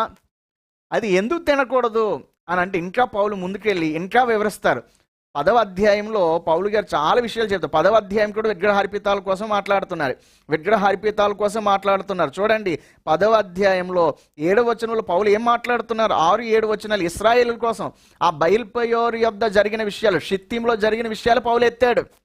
ఇశ్రాయేలీలు కూడా విగ్రహాల యొద్దకు వెళ్ళి అక్కడ ఉన్న భోజనాలు చేసి వాళ్ళకి జరిగిన నష్టం ఏంటో చూడండి అని పౌలు గారు చెప్తున్నారు. అయిపోలేదు. 8, 9, 10 అధ్యాయాల్లో మ్యాక్సిమం సబ్జెక్ట్ విగ్రహార్పితాల కోసమే. ఇంకా 10వ అధ్యాయంలో ఏం మాట్లాడుతున్నారు? 7వ వచనంలో జనులు తిన్నుటకును త్రాగుటకును కూర్చుండి. గమనించారు 9వ అధ్యాయంలో కొన్ని వేరే విషయాలు కూడా మాట్లాడాడు. మెయిన్ టాపిక్ ఇదే అని నేను చెప్తున్నాను. మరలా ఆ 9లో వేరేది ఉంది కదని ఎవరికైనా ప్రశ్న రావచ్చు, అందుకు ముందే చెప్పేస్తున్నాను. కాబట్టి 10వ అధ్యాయంలో చూస్తే వారు ఆశించిన ప్రకారం మనము చెడ్డవాటిని ఆశించకుండానట్లు ఈ సంగతులు మనకు దృష్టాంతములుగా ఉన్నవి, ఆశించద్దు అని చెప్పి 7వ వచనం. జనులు తినుటకును త్రాగుటకును కూర్చుంది, ఆడుటకు లేచిరి. ఎక్కడ? అక్కడ అని వ్రాయబడినట్లు వారిలో కొందరి వలె మీరు విగ్రహారాధకులై ఉండకుడి, మరియు వారి వల్ల మనం వ్యభిచరింపక ఉందాం. వారిలో కొందరు వ్యభిచరించి ఒక్క దినముననే 23,000 మంది కూలిపోయారు. వారంతా చంపబడ్డారు. ఎందుకు చంపబడ్డారంటే వారు విగ్రహారాధన చేశారు. ఇశ్రాయేలు ఎప్పుడేంటి విగ్రహాలు తెచ్చుకుని ఆరాధన చేశారు? వారేమి విగ్రహాలు తెచ్చుకోవడం కాదు. ఆ మోయాబు స్త్రీలు ఆ షిత్తీములో వారు దిగినప్పుడు బాలకుల ద్వారా ప్రేరేపించబడి వచ్చిన స్త్రీలు పిలిచినప్పుడు వీరు వారితో పాటు వెళ్ళి ఆ పితరులకు బలులుగా అర్పించిన ఆ యొక్క అన్యజనులు అర్పించుకున్న ఆ బలులతో భోజనాలు చేశారు వీళ్ళు. అందుకే ఒక్క రోజున దేవుడు దాదాపు 23,000 మందిని చంపేశాడు. అనేక మంది చంపబడ్డారు. కాబట్టి మీరు అలా చేయకండి అని చెప్పి ఆ 10వ అధ్యాయం అంతా వివరిస్తూ 14వ వచనంలో కన్క్లూజన్ మొదలు పెట్టాడు. This is the climax of that subject. 8వ అధ్యాయంలో హెడ్డింగ్ పెట్టాడు కదా అపోస్తలుడైన పౌలు. దాని క్లైమాక్స్ ఏమిటంటే 14వ వచనంలో మొదలు పెట్టాడు అపోస్తలుడైన పౌలు. ఏం మొదలు పెట్టారు చూడండి. 10వ అధ్యాయం 14వ వచనం మీ ముందే. కాబట్టి నా ప్రియులారా విగ్రహారాధనకు దూరంగా పారిపోండి. సో విగ్రహారాధనకు దూరంగా పారిపోండి అని చెప్పి 15వ వచనంలో అంటాడు, బుద్ధిమంతులతో మాట్లాడినట్టు మీతో మాట్లాడుచున్నాను. నేను చెప్పు సంగతి మీరే ఆలోచించుకోండి అని చెప్పి ఏమన్నారు పౌలు గారు? 16వ వచనంలో మనము దీవించు ఆశీర్వచనపు పాత్రలోనిది త్రాగుట క్రీస్తు రక్తములో పాలు పుచ్చుకొనుటయే కదా. అనగా దీవించి ఆశీర్వచనపు పాత్ర అనగా ప్రభు బలలో పాలు పొందుతున్నప్పుడు ఆ యొక్క క్రీస్తు ద్రాక్షరసంలో మనం పాలు పొందుతాం కదా. ఆ ద్రాక్షరసం ఏంటి? ఏసే రక్తాన్ని పాలు పుచ్చుకోవడమే. ఏసే రక్తాన్ని మనం డైరెక్ట్గా స్వీకరిస్తున్నట్లే. అదే కదా. ఇంకేమంటాడు? మనం విరుచు రొట్టె తినుట క్రీస్తు శరీరంలో పాలు పుచ్చుకున్నట్టయే కదా. ఆ రొట్టె తినడం ఏంటి? డైరెక్ట్గా ఏసే యొక్క బాడీని, ఏసే శరీరాన్ని మనము మన లోపలికి పార్టిసిపేట్ చేయడం, అంటే పాలు పుచ్చుకోవడం అంటే మన లోపలికి తెచ్చుకోవడమే కదా. ఆయన శరీరంలో మనం ఇన్వాల్వ్ అవుతున్నట్లే కదా. ఏసే శరీరాన్ని డైరెక్ట్గా తింటున్నట్లే కదా అని చెప్తూ మనమందరమును ఆ ఒక్కటే రొట్టెలో పాలు పుచ్చుకొనుచున్నాము. రొట్టె ఒక్కటే గనుక అనేకులమైన మనము ఒక్క శరీరమై ఉన్నాము అని చెప్పి 18వ వచనంలో అంటున్నారు, శరీర ప్రకారమైన ఇశ్రాయేలును చూడడి, బలి అర్పించిన వాటిని తినువారు బలిపీఠముతో పాలివారు కారా. అంటే గమనించండి, బలిపీఠం మీద అర్పించబడినది తింటే బలిపీఠముతో పాలివారు కారా. అంటే తింటే దాంతో పాలివారం అవుతాం, దాంతో ఇన్వాల్వ్ అయిపోతాం. ప్రభు శరీరము, ఆ రొట్టెను తింటే యేసే శరీరంతో పాలువారం అవుతాం, ద్రాక్షరసం తాగితే యేసే రక్తంతో పాలువారం అవుతాం. అలాగే ఆ బలి అర్పించబడిన యూదులు, ఇశ్రాయేలులు, లేవీలు బలిపీఠం మీద ఉన్న వాటిని తింటున్నప్పుడు వారు బలిపీఠంతో పాలువారయ్యారు అన్న విషయం మీకు తెలియదా అని చెప్పి 19వ వచనంలో ఏమన్నారు, ఇక ఏమి చెప్పుదును, ఇంకేం చెప్పాలి, ఇంత చెప్పాక ఏం చెప్పాలి, విగ్రహార్పితంలో ఏమైనా ఉన్నదని అయినను, విగ్రహములలో ఏమైనా ఉన్నదని అయినను చెప్పేదనా? అంటే విగ్రహాల్లో ఏమైనా ఉందని చెప్తున్నానా, ఆ విగ్రహంలో దేవుడు ఉన్నాడని చెప్తున్నానా, లేకపోతే విగ్రహార్పితంలో ఏమైనా ఉన్నదని చెప్తున్నానా? అంటే ఏమీ లేదు తినేయండి అన్నాడా? ఏమంటున్నాడు తెలుసా? చూడండి 20వ వచనంలో, లేదు కానీ నేను అలా చెప్పడం లేదు, కానీ అన్యజనులు అర్పించు బలులు దేవునికి కాదు దయ్యములకే అర్పించుచున్నారని చెప్పుచున్నాను. అన్యజనులు అర్పించే బలులు దేవుడికి కాదు దయ్యములకే అర్పించుచున్నారని నేను చెప్పుచున్నాను. దయ్యములకి అర్పించడం ఏంటండి? ఈ మాట కొంచెం అభ్యంతరకరంగా అనిపిస్తుంది కదా. ఏ అన్యజనుడు కూడా దయ్యాలకు అర్పించాలి అనుకోరు. మరి అన్యజనులు దయ్యాలకు అర్పించడం ఏంటి? పౌలు యొక్క ఉద్దేశం ఏంటి? ఇప్పుడు యేసుప్రభు విగ్రహానికి కూడా బలి అర్పిస్తారు, ప్రసాదాలుగా పెడుతున్నారు మన క్రైస్తవులు అనబడుతున్నవారు. మరియమ్మ దగ్గర పెడుతున్నారు, యేసుప్రభు సిలువ ఫోటో దగ్గర పెడుతున్నారు, సిలువ దగ్గర కూడా పెడతారు చాలామంది. ఇవన్నీ కూడా అంటే విగ్రహము దగ్గర పెట్టేది ప్రతిదీ according to biblical faith, Bible విశ్వాసం ప్రకారము అది దయ్యములకు పెట్టినట్లే. ఇక్కడ నేను ఒక అద్భుత విషయం చెప్తే అందరూ మనసులో పెట్టండి. ఎప్పుడైనా ఎవరైనా ఏ వ్యక్తి అయినా సత్యదేవుడు కాకుండా మరి దేనినైనా దేవుడిగా పూజించడం మొదలు పెడితే, ఇప్పుడు మరియమ్మ మేరీ మాత ఆవిడ దేవుడు కాదు, పరిశుద్ధురాలు, మంచి యోగ్యురాలు, ప్రభు చేత వాడబడింది, ప్రభు ఆమెలో నుంచి వచ్చారు, ఇప్పుడు పరదేశంలో ఆమె ఉన్నారు. సో మంచి దైవ సేవకురాలు, పరలోకం వెళ్ళినప్పుడు మనం ఆమెను కలుస్తాం. ఆమె పరదేశంలో ఉన్నారు అంతే. అయితే సైతానుడు ఏం చేశారు? వాడు ఏం చేశాడు? మరియమ్మ పేరిట ఒక పూజను మొదలుపెట్టాడు. మరియమ్మ దేవత కదా, మరియమ్మను పూజించాలి అని కల్టును తీసుకుని వచ్చాడు. ఇప్పుడు మరియమ్మ పేరును వీళ్ళు పూజలు మొదలుపెట్టారు. వేలంగిని మాతని, ఆ మాతని, ఈ మాతని, విగ్రహాలు కట్టేసి, పుణ్యస్థలాలు, పుణ్యక్షేత్రాలు కట్టేసి మొత్తం ప్రపంచమంతా పూజలు మొదలుపెట్టారు. ఆ మరియమ్మ బొమ్మ పెట్టుకున్నారు, లేదా మరియమ్మ ప్రార్థన చేయడం మొదలుపెట్టారు. ఇప్పుడు మరియమ్మ పేరున ప్రార్థన చేస్తున్నారు కదా, మరియమ్మ బొమ్మకి ప్రార్థన చేస్తున్నారు కదా, మరియమ్మ గారు వచ్చి ఆ బొమ్మలో ఆరాధన అందుకుంటారా? మొదటి ప్రశ్న. అంటే రారు, అందుకోరు. క్లియర్. పోనీ సత్యదేవుడైన యేసుప్రభు వచ్చి మరియమ్మ బొమ్మలో ఉండి ఆయన పూజలు అందుకుంటాడా? అస్సలు అందుకోడు. అలాంటి పని ప్రభు చేయడు. ఆయన మనం పిలవకుండానే మన హృదయంలోనికి రాడు. విగ్రహంలో ఎందుకు వెళ్తాడు?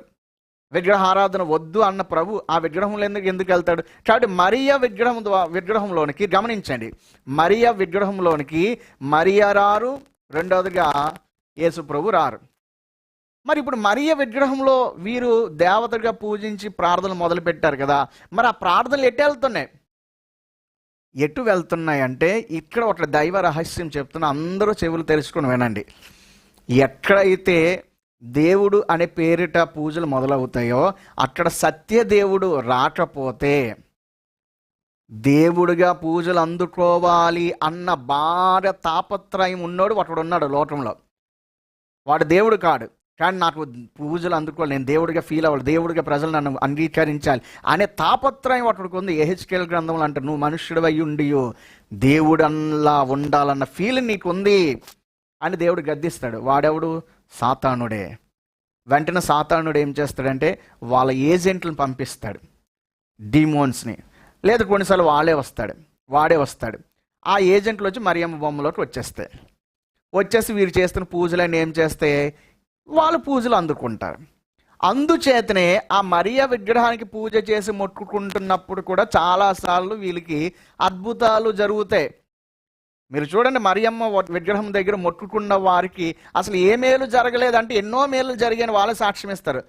పలానా మేలు జరిగిందండి, మరియమ్మ లేకపోతే ఎలా జరుగుతాయండి, మా పిల్లలు లేరండి, లేదా మా ఇంట్లో పలానా సమస్య వచ్చిందండి, మేము మరియమ్మ దగ్గర ప్రార్థన చేసాం, మొక్కుకుంటే మా ఇంట్లో అద్భుతం జరిగిందండి. ఎవరు చేశారు? మరియమ్మ వచ్చి చేసిందా? మరియమ్మ వస్తుందా? లేకపోతే యేసుప్రభు వారు వచ్చి చేసుంటారా? ఎవరు వచ్చి చేసుంటారు? అందులోకి వచ్చిన ఒక దురాత్మ చేసింది. అంటే ఏ ఆబ్జెక్ట్నైనా మనం పెట్టుకొని ప్రార్థన మొదలు పెడితే, లేకపోతే ఆరాధన పూజ మొదలు పెడితే ఆ విగ్రహంలోనికి సాతానుడు వచ్చేస్తాడు. అందుకే ఏ విగ్రహాన్ని పెట్టద్దు అన్నాడు దేవుడు. ఈవెన్ యేసుప్రభు విగ్రహం పెట్టుకుని పూజ మొదలు పెడితే యేసుప్రభు విగ్రహంలోనికి కూడా సైతానుడు వచ్చేస్తాడు, దయ్యములు వస్తాయి. అది పౌలు చెప్పాడు. అన్యజనులు అర్పించే బలులు దేవుడికి కాదు, దేవుడికి వెళ్ళవు, అవి దయ్యములకే వెళ్తాయి.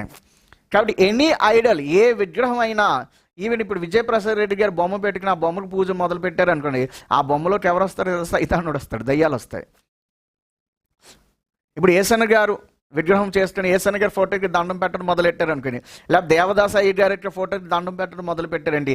Any Idol, any image, any statue, what ever it maybe, ఏదైనా దాన్ని ఒక దేవుడిగా భావించి పూజ మొదలు పెడితే ఆ వ్యక్తి అందులోకి రాడు, ప్రవీణ్ యేసు అందులోకి రాడు. ఎవరు వస్తాడంటే దురాత్మలు వస్తాయి, దయ్యాలు వస్తాయి. ఇది బైబుల్ ఫెయిత్, ఇది సత్యం. అందుచేతనే ఆ విగ్రహాల యొద్ద పెట్టినప్పుడు ఆ విగ్రహంలో దేవుడు లేడు, ఈ బలి అర్పించిన వాటిలో ఏమి లేదు. కానీ ఏమవుతుందంటే అక్కడికి వచ్చాడు కదా అన్నోన్ గస్ట్, పిలవబడిన ఒకడు వచ్చాడు కదా, వాడి దయ్యములు, ఆ దయ్యములు ఆ అర్పించబడిన వాటిని ముడతాయి, ఆ దయ్యములు వాటిని తింటాయి, ఆ దయ్యములు వాటిని భుజిస్తాయి. అందుకే కీర్తనలో తిడతాడు, దయ్యములకు అర్పించిన వాటిని మీరు భుజించారు అంటాడు. చాలామంది పితరులకు ఎవరైనా హైందవులు లేకపోతే ఎవరైనా చనిపోతే ఆ పితరుల యొక్క ఫోటోల దగ్గర భోజనాలు పెట్టడము, ఆ ఫోటోల దగ్గర పెట్టి ఆ రోజు భోజనాలకు పిలిస్తే చాలామంది క్రైస్తవులు కూడా ఫోటోల దగ్గర భోజనాలు పెడుతున్నారు. కొంతమంది ఇప్పుడు అన్యజనులు అంటే వారికి తెలియదు, అన్యజనులకు తెలియదు, మనం ఏం అనలేం వారిని. వారి విశ్వాసమని మనం మౌనంగా ఉండడం, వారికి దూరంగా ఉండడం, వారికి సహాయము అవసరం వచ్చినప్పుడు ఏదైనా మనం చేయాల్సి వచ్చినప్పుడు చెయ్యాలి అంతే తప్ప మిగిలిన వాటిలో ఇటువంటి వాటిలో మనం ఇన్వాల్వ్ అవ్వకూడదు అని చాలా స్పష్టంగా దేవుడు చెప్తున్నాడు.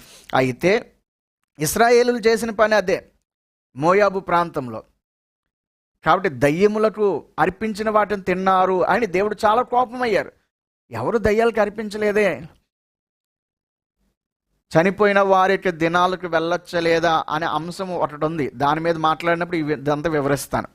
అయితే మొత్తానికి చూస్తే అక్కడ ఏమంటున్నాడు, మీరు అందుకే కాబట్టి అన్యజనులు అర్పించే బలులు దేవునికి కాదు దయ్యములకి అర్పించున్నారని చెప్పుచున్నాను. కాబట్టి మీరు దయ్యములతో పాలువారవుట నాకు ఇష్టము లేదు అన్నాడు. అంటే మీరు ఆ యొక్క బలులు అర్పించబడిన వాటిని ముడితే అవి ఏమవుతాయంట, దయ్యములు తిన్నవి అవుతాయి, దయ్యములకు అర్పించినవి అవుతాయి, వాటితో పాలివారవుట నాకు ఇష్టము లేదు అన్నాడు అపోస్తలుడు. నాకు ఇష్టం లేదు అంటే మీరు తినకండి అన్నాడు. విజయప్రసాద్ రెడ్డి మీకు అర్థమవుతుందా? విజయప్రసాద్ రెడ్డి శిష్యులు అర్థమవుతుందా? ఎంత క్లియర్గా చెప్తున్నా దయ్యములతో పాలేవారవుట నాకు ఇష్టం లేదని. 8వ అధ్యాయంలో మొదలుపెట్టి ఎంత క్లియర్గా వివరించుకుని వచ్చాడు అపోస్తలుడైన పౌలు. 8వ అధ్యాయము, 9వ అధ్యాయం, 10వ అధ్యాయం ఎంత స్పష్టంగా వివరించినా మీకు ఏమనాలి? తెలుగు రావట్లేదా? ఎవరు చెప్పారయ్యా నీకు చదువు? ఎవరు చెప్పారు మీకు చదువు? ఎక్కడ నేర్చుకున్నారు? ఏంటి ఈ యొక్క భ్రష్టత్వం? ఏంటి దారిద్ర్యం క్రీస్తు సంఘంలో? కొన్ని లోతైన సాది ఇప్పుడు త్రిత్వం ఉంది, యేసుప్రభు ఉన్నారు, కొన్ని డీప్ సబ్జెక్ట్స్ అండి, పరిశుద్ధాత్మ వరాలు అంటే అవి కొంచెం చాలా సంక్లిష్టమేండి. అవి అర్థం చేసుకోవడానికి ఆత్మ కృప ఉండాలి, ఆత్మ జ్ఞానం ఉండాలి, ఆత్మానుభవం ఉండాలి, ఇలా చెప్పుకోవచ్చు. ఇంత క్లియర్గా కనపడుతున్న విషయం కూడా అర్థం చేసుకోకపోతే ఏమనాలి మరి? కాబట్టి మీరు దయ్యములతో పాలువారవుట నాకు ఇష్టం లేదు అన్నాడు. తర్వాత ఏమన్నారు పౌలు గారు? వదిలేశారా? 21వ వచనం, మీరు ప్రభు పాత్రలోనిది దయ్యముల పాత్రలోనిది కూడా త్రాట నేరరు, ప్రభు బల్ల మీద ఉన్న దానిలోను దయ్యముల బల్ల మీద ఉన్న దానిలోను కూడా పాలు పొందనేరరు. భయం లేదా? ఎట్ల నుంచి ప్రభు బల్లేంచి ఇచ్చేస్తారు, ప్రభు బలలో చేయి పెట్టి తినేస్తారు. ప్రతి ఆదివారం బల్ల ఇస్తారు అనుకుంటే మీరు, ప్రతి ఆదివారం ప్రభు బలలో చేయి పెడతారు, మరలా ఏ విగ్రహం దగ్గర తెచ్చినా తినేస్తారు అంటారు. అలా తినడానికి వీలు లేదు అన్నాడు దేవుడు. అంతేకాదు 22వ వచనం, మేము తింటామేండి అని అంటారా? ఏమంటున్నాడు తెలుసు పౌలు గారు? ప్రభువునకు రోషం పుట్టించదమా? ఆయన కంటే మనం బలవంతులమా? అంత శక్తి ఉందా మనకు? మనం ప్రభువునకే రోషం పుట్టించినంత సీన్ ఉందా? అంత బలవంతులమా మనము? ఎక్స్ట్రాలు పోకూడదు అంటున్నాడు పౌలన్న. ఎక్స్ట్రాలు చేయకండి, కొలెస్ట్రాల్ అంతా తీసేస్తాడు దేవుడు అంటున్నాడు. దాని అర్థం అది. ఎక్స్ట్రా చేస్తే కొలెస్ట్రాల్ మొత్తం తీసేస్తాడు. ఎక్స్ట్రాలు చేయొద్దు, ప్రభుకి మనం రోషం పుట్టించకూడదు, ప్రభు కంటే మన బలవంతులం కాదు, కాబట్టి విగ్రహార్పితమైన మనం ముట్టకూడదు అని ఇంత క్లియర్గా పౌలు చెప్తే, బలహీనమైన మనస్సాక్షి ఉన్నోడికైతే మనం ఇవ్వకూడదు. కానీ పరిపక్వత వచ్చినప్పుడు తినేవచ్చండి. అంత ఆటలైపోయివా? ఇంట్లో పెట్టట్లేదా? అంత ఆటలైపోయారు మీరు. ఒకడంటాడు ప్రార్థన చేసుకొని తినవచ్చంట. మరొక ఆయన చూశాను ఇందాకలా, ఫ్రెండ్ ఇస్తే ఫ్రెండ్ కోసం అంట ప్రార్థన చేసే తండ్రి ఈ ఫ్రెండ్ కోసం తినేస్తున్నాను ప్రవ్వా. అది ఫ్రెండ్ క్వార్టర్ మండిస్తే ఆ మందు కూడా ప్రార్థన చేసిన తాయమంటాడు. కానీ పెద్ద ఆయన బుర్ర బుద్ధి లేని ప్రసంగాలు ఎక్కడ నేర్చుకుని వస్తారు సంఘాలు పాడు చేయడానికి. మరలా ఏమనంటే వాళ్ళు పెద్దలు, అనుభవజ్ఞులు. ఒక ఆయన అన్నారు పెద్దలు గద్దలు అని. నిజమే, గద్దలే వాళ్ళు. పేరుకించి అనుభవజ్ఞులు, టాప్ స్పీకర్స్, వాక్య వివరణలన్నీ వాక్యానికి అడ్డదిడ్డమైన వాక్యాలు. ఆ ప్రార్థన చేసుకొని చేస్తే తినేస్తే పవిత్రం అయిపోయి. అది మందు తాగియండి, అది అందరూ గంజాయి కూడా వేసేసుకోండి, ప్రార్థన చేసుకొని గంజాయి కొడియండి, అందరూ బోధ చేయండి బ్రదర్స్. మీరు ప్రార్థన వలన అన్నీ పవిత్రం అయిపోతాయి అంటారు కదా. ఏం మాట్లాడరు మీకు కాళ్ళు? ఏమనాలి చెప్పండి. ఇప్పుడు వీళ్ళని ఏమనాలి చెప్పండి, లైవ్లో చూసిన మీరే చెప్పండి, ఏమనాలి చెప్పండి. వాళ్ళని తినకూడదు, ముట్టకూడదు అని చెప్తుంటే ప్రార్థన చేసుకుని తినేయాలంట. అయితే ఆ తర్వాత పౌలన్న ఇంకా మరొక మాట అన్నారు. ఆ మాట చెప్పి మనం ఈరోజు మ్యాక్సిమం క్వశ్చన్స్కి వెళ్దాం. ఆ తర్వాత ఏమంటున్నాడు? 23, అన్ని విషయంలో ఎందు నాకు స్వాతంత్ర్యం కలదు, కానీ అన్నీ చేయతగినవి కావు. నా జ్ఞానం ఉంది కదా, నాకు అన్ని స్వాతంత్రం ఉంది అని నువ్వు ఏది పడితే చేయడానికి వీలు లేదు. అన్నిటి అందు నాకు స్వాతంత్ర్యం కలదు, కానీ అన్నీ క్షేమాభివృద్ధి కలగచేయవు. క్షేమాభివృద్ధి కలగచేయవు. ఎవడను తన కొరకే ఆ విషయాలు చెప్తూ ఇంకా చాలా విషయాలు చెప్తాడు. కిందకి 27 వచనం మనం వెళ్తే,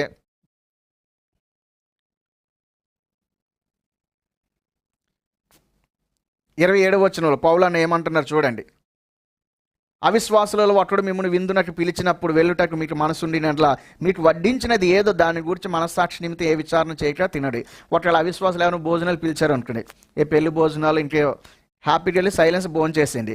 అయితే ఎవడైనా మీతో ఇది బలి అర్పింపబడినదని చెప్పిన ఎడలా, అంటే ఒకవేళ మీకు తెలిసింది తింటున్నప్పుడు ఇది బలి అర్పించబడినది అని తెలిస్తే వాని నిమిత్తము, వాని మనస్సాక్షి నిమిత్తమును తినద్దు.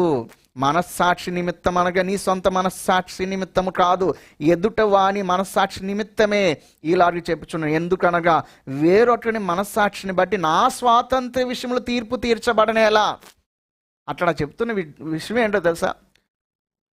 వాడు ఇబ్బంది పడతాడు, వాడి వల్ల నీ మీద తీర్పు వస్తుంది అన్నాడు పౌలు. అతడు ఇబ్బంది పడేటట్లు ఒక క్రైస్తవుడు అయి ఉండి ఇలా బలి అర్పించబడిన వాటిని ఎలా తినేస్తాడు వీడు అని అతడు మనసులో ఇబ్బంది పడతాడు. ఒకవేళ క్రైస్తవుడైన అవతల వ్యక్తి లేకపోతే అన్యుడైన మనసులో అలా అనుకుంటాడు.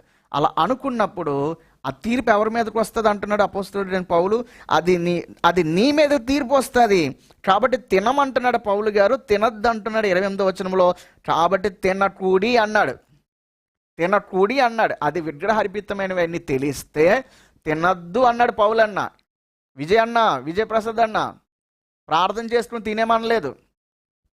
ప్రార్థన చేసి తినేస్తామండి, మేము ఉండలేమండి, చాలా నోరు ఊరిపోతుందండి అని ఇలాంటి ఎక్స్ట్రాలు మాట్లాడితే కొలెస్ట్రాల్ తీసేస్తానని పౌలన్న అన్నాడు, నేను అనలేదు. ఓకేనా? కోపం అవుతండి. పౌలన్న అన్నారు. పౌలన్న చెప్తున్నారు కాబట్టి తినకూడి అన్నాడు కానీ ప్రార్థన చేసుకుని తినేమనలేదు.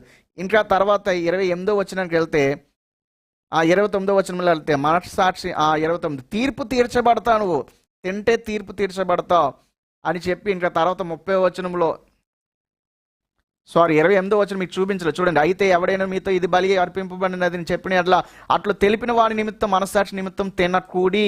ఎందుకు తినద్దు అన్నాడంటే మనస్సాక్షి నిమిత్తం అనగా నీ సొంత మనస్సాక్షి నిమిత్తం కాదు, ఎదుటి వాని మనస్సాక్షి నిమిత్తమే ఇలా చెప్పుచున్నాను. ఎందుకంటే వేరొకటి మనస్సాక్షిని బట్టి నా స్వాతంత్ర విషయంలో తీర్పు తీర్చబడనేలా నువ్వు తినద్దు. ఎందుకో తెలుసా? నువ్వు తీర్పులోకి వస్తావు అన్నాడు. ఎంత ఇబ్బంది ఉంది అది చెప్తున్నాడు అపోస్తలుడైన పౌలు. నేను కృతజ్ఞతతో పుచ్చుకొని ఎడల నేను దేని నిమిత్తం కృతజ్ఞత స్తుతులు చెల్లించుచున్నానో దాని నిమిత్తం నేను దూషింపబడనేలా. నీకు ప్రశ్న వస్తే నేను ప్రార్థన చేసుకొని తినేస్తున్నాను కదా, బాగానే తింటున్నాను కదా అని నువ్వు అనుకుంటున్నావు, కానీ దానిని బట్టి నువ్వు దూషించబడతావు. అంతేకాదు ఇంకేమన్నాడు 31వ వచనంలో చూడండి, పౌలు కంటిన్యూ చేస్తున్నాడు. కాబట్టి మీరు భోజనం చేసినాను పానము చేసిన మీరేమి చేసినాను సమస్తం దేవుని మహిమ కొరకు చేయండి. ఏం దేవుని మహిమ వస్తుందా? దేవుని మహిమ కొరకు చేయు. నువ్వు ఆ బలి అర్పణలో నువ్వు తింటే అవతల వాడు సందేహపడతాడు, వాడు ఏమవుతాడు, మనస్సాక్షిని బట్టి వాడు ఇబ్బంది పడతాడు, అభ్యంతర పడతాడు, దానివల్ల తీర్పు నీ మీదకు వస్తుంది, నువ్వు దూషించబడతావు. అంతేకాదు నువ్వు ఆ పరిస్థితి వస్తుంది కాబట్టి తినద్దు అంటాను 28వ వచనంలో, 28వ వచనం లాస్ట్ లైన్. కాబట్టి మీరు తినద్దు అన్నాడు, ఎందుకంటే మీరు తీర్పు తీర్చబడతారు, నువ్వు దూషణ పాలవుతావు. అంతేకాదు దేవునికి మహిమ రాదు, కాబట్టి దేవునికి మహిమ వచ్చేటట్లు ప్రవర్తించు, ఇలా చేయడానికి వీలు లేదు అని అపోస్తలుడైన పౌలు చాలా స్పష్టంగా చాలా క్లియర్గా చెప్పడం మనం అక్కడ చూస్తూ ఉన్నాం. మరి ఇంత క్లియర్గా అపోస్తలుడు చెప్పినప్పుడు ఎందుకు అర్థం కావడం లేదు? అంటే పౌలు తినచ్చు అని ఎక్కడైనా చెప్పాడండి? ఇన్ని వచనాలు 8వ అధ్యాయం 10వ అధ్యాయం ఇన్ని వచనాలు మనం చూస్తున్నాం కదా, ఎక్కడైనా తినవచ్చు అని పౌలు అనే చెప్పాడా? ఒక్క దగ్గర కూడా చెప్పలేదు తినకూడి. ఎందుకు తినకూడదు అంటే నీకు జ్ఞానం ఉంది, ఏమి లేదు, వట్టిదే కదా తినేవచ్చు అని నువ్వు ఫీల్ అవుతున్నావు, కానీ నీ చుట్టూ ఉన్న వాళ్ళంతా అన్యజనుల నుంచి వచ్చిన వారే. అంతేకాకుండా అన్యజనులు ఉంటారు. ఆ అన్యజనులు అతడికి తెలియకుండా నువ్వు బలి అర్పించబడింది తినగలవా? ఎందుకంటే ఇచ్చేది వాళ్ళే కదా, అతడికి తెలుస్తుంది. అతడు మనసులో ఇబ్బంది పడతాడు, అతడి మనస్సాక్షిలో అతడు గిల్టీగా ఫీల్ అవుతాడు. అందుని బట్టి అతనిని బట్టి నీకు తీర్పు వస్తుంది, దూషణ, దేవుని నామానికి అవమానం, మహిమ రాదు. కాబట్టి తినద్దు. ఇన్ని విషయాలు అపోస్తలుడైన పౌలు చాలా స్పష్టంగా ఇన్ని విషయాలు చెప్తూ ఉంటే మనం తినవచ్చు అని ఎలా అంటారు? పౌలు అన్నారు కదా, దయ్యముల బలయందు ఆశీర్వచన బలయందు మనం చేతులు పెట్టడానికి వీలు లేదని పౌలే చెప్పాడు, పైనే చెప్పాడు కదా. అదే పౌలు మరలా తినవచ్చు అంటాడా? అంటే పౌలే తన మాటలు తానే ఖండించుకుంటున్నాడా? కాబట్టి జాగ్రత్తగా గమనించి పౌలు చాలా జ్ఞానయుక్తంగా చాలా హై లెవెల్లో వివరిస్తూ దీనివల్ల ఇంత నష్టం వస్తుంది, ఎన్ని నష్టాలు వస్తాయని చెప్తున్నాడు. సహోదరుల విరోధ పాపం, నువ్వు దేవుని యొద్ద పాపము, అంతేకాదు అతడు తినడం వల్ల నువ్వు నాశనం అయిపోతావు, అతడు నాశనం అయిపోతాడు. కాబట్టి ఇదంతా ఇంత నేరం జరుగుతుంది. కాబట్టి తినద్దు, దేవునికి మహిమ రాదు, దూషణ పాలవుతావు, తీర్పు తీర్చబడతావు అని ఎంత డీటెయిల్గా వివరించాడు. అంతేకాదు ప్రకటన గ్రంథంలో 2 సార్లు, అపోస్తల కార్యం 2 సార్లు, 3 సార్లు అపోస్తల కార్యంలో తినద్దని డైరెక్ట్గా చెప్తే, పాత నిబంధనలు అయితే ఇంకా డైరెక్ట్గా దేవుడు చెప్తే, ఇన్ని వచనాలన్నీ కలిసి తినద్దు బాబు, తినద్దు, తింటే నష్టం, తింటే ప్రమాదం అని చెప్తూ ఉంటే మన విజయప్రసాద్ రెడ్డి అంటారు తినవచ్చు, ప్రార్థన చేసుకుని తినవచ్చు అని ఒక దయ్యపు బోధ, యెజబెలు బోధ, బిలాము బోధ చేస్తున్నారు. కాబట్టి ఇదంతా వాక్యానికి విరుద్ధము, లేఖనాలకు వ్యతిరేకము. కాబట్టి విగ్రహార్పితమైనవి మనం ఎంత మాత్రం ముట్టకూడదు, అలా ముట్టడం అనేది అది ప్రమాదము. అయితే 25వ వచనంలో ఒక మాట చెప్తాడు, మనస్సాక్షి నిమిత్తం ఏ విచారణ చేయక కటికవాణి అంగడిలో అమ్మునదేదో అది తినవచ్చు. అంటే మరి ఇప్పుడు షాప్స్కి వెళ్తాం కదండి, మన హైందవ దేశంలో విగ్రహారాధన చేయబడుతున్న దేశంలో ఉన్నారు కదా, మనం వచ్చే మ్యాక్సిమం విగ్రహారాధన చేసే వస్తాయి కదా. మరి వాటి విషయం ఏమిటంటే ఆ విషయంలో అసలు ఏ విచారణ చేయకుండా తినేయండి. ఎందుకనంటే ఆ విగ్రహారాధనే చేయబడి వచ్చాయి అన్న గ్యారంటీ లేదు. ఎందుకనంటే ఏమో క్రిస్టియన్స్ పండించవచ్చు, ముస్లింలు పండించవచ్చు, ఉండరా రైతులు ఉండొచ్చు, కొంతమంది పూజ చేయకుండా పండించవచ్చు. కాబట్టి ఆ విషయంలో అసలు ఆ విషయం ఆలోచించకుండా అంగడిలో అమ్మునదేదో దాన్ని మనస్సాక్షి విషయంలో ఏ విచారణ చేయకుండా తినచ్చు. ఆ ఒక్క దగ్గర అన్నాడు తినవచ్చును అని, మిగిలిన ఎక్కడ కూడా తినద్దు అని, ఇంకెక్కడ కూడా తినవచ్చు అని పదం అనలే పౌలు అన్న. ఇన్ని వచనాలు మీ ముందు చూపించాను. ఇంత క్లియర్గా మనం తినకూడదని అపోస్తలుడైన పౌలు చెప్తుంటే వీళ్ళకి వాక్యం తెలియక, వాక్యం అర్థం చేసుకోవడం రాక, నోటికొచ్చినట్లుగా అబద్ధాలు చెప్పి సంఘాన్ని భ్రష్టు పట్టిస్తున్నారు. కాబట్టి మనము విగ్రహార్పితమైన వాటిని ముట్టకూడదు. అయితే ఇప్పుడు గమనించండి, ఈ విషయాలు మరి అన్య సహోదరులకు ఎలా చెప్తాం? ఇదంతా వివరించాలా? We no need to explain anything. ఇదంతా చెప్పనవసరం. ఒక్కటే ఒక 3 విషయాలు చెప్తాను. అన్యజనులు మనకి అసలు నిజంగా చెప్పాలంటే అన్యజనులు మనకంటే బాగా తెలివైన వారు. మన చుట్టూన్న అన్యజనులు చాలా విఘ్నులు.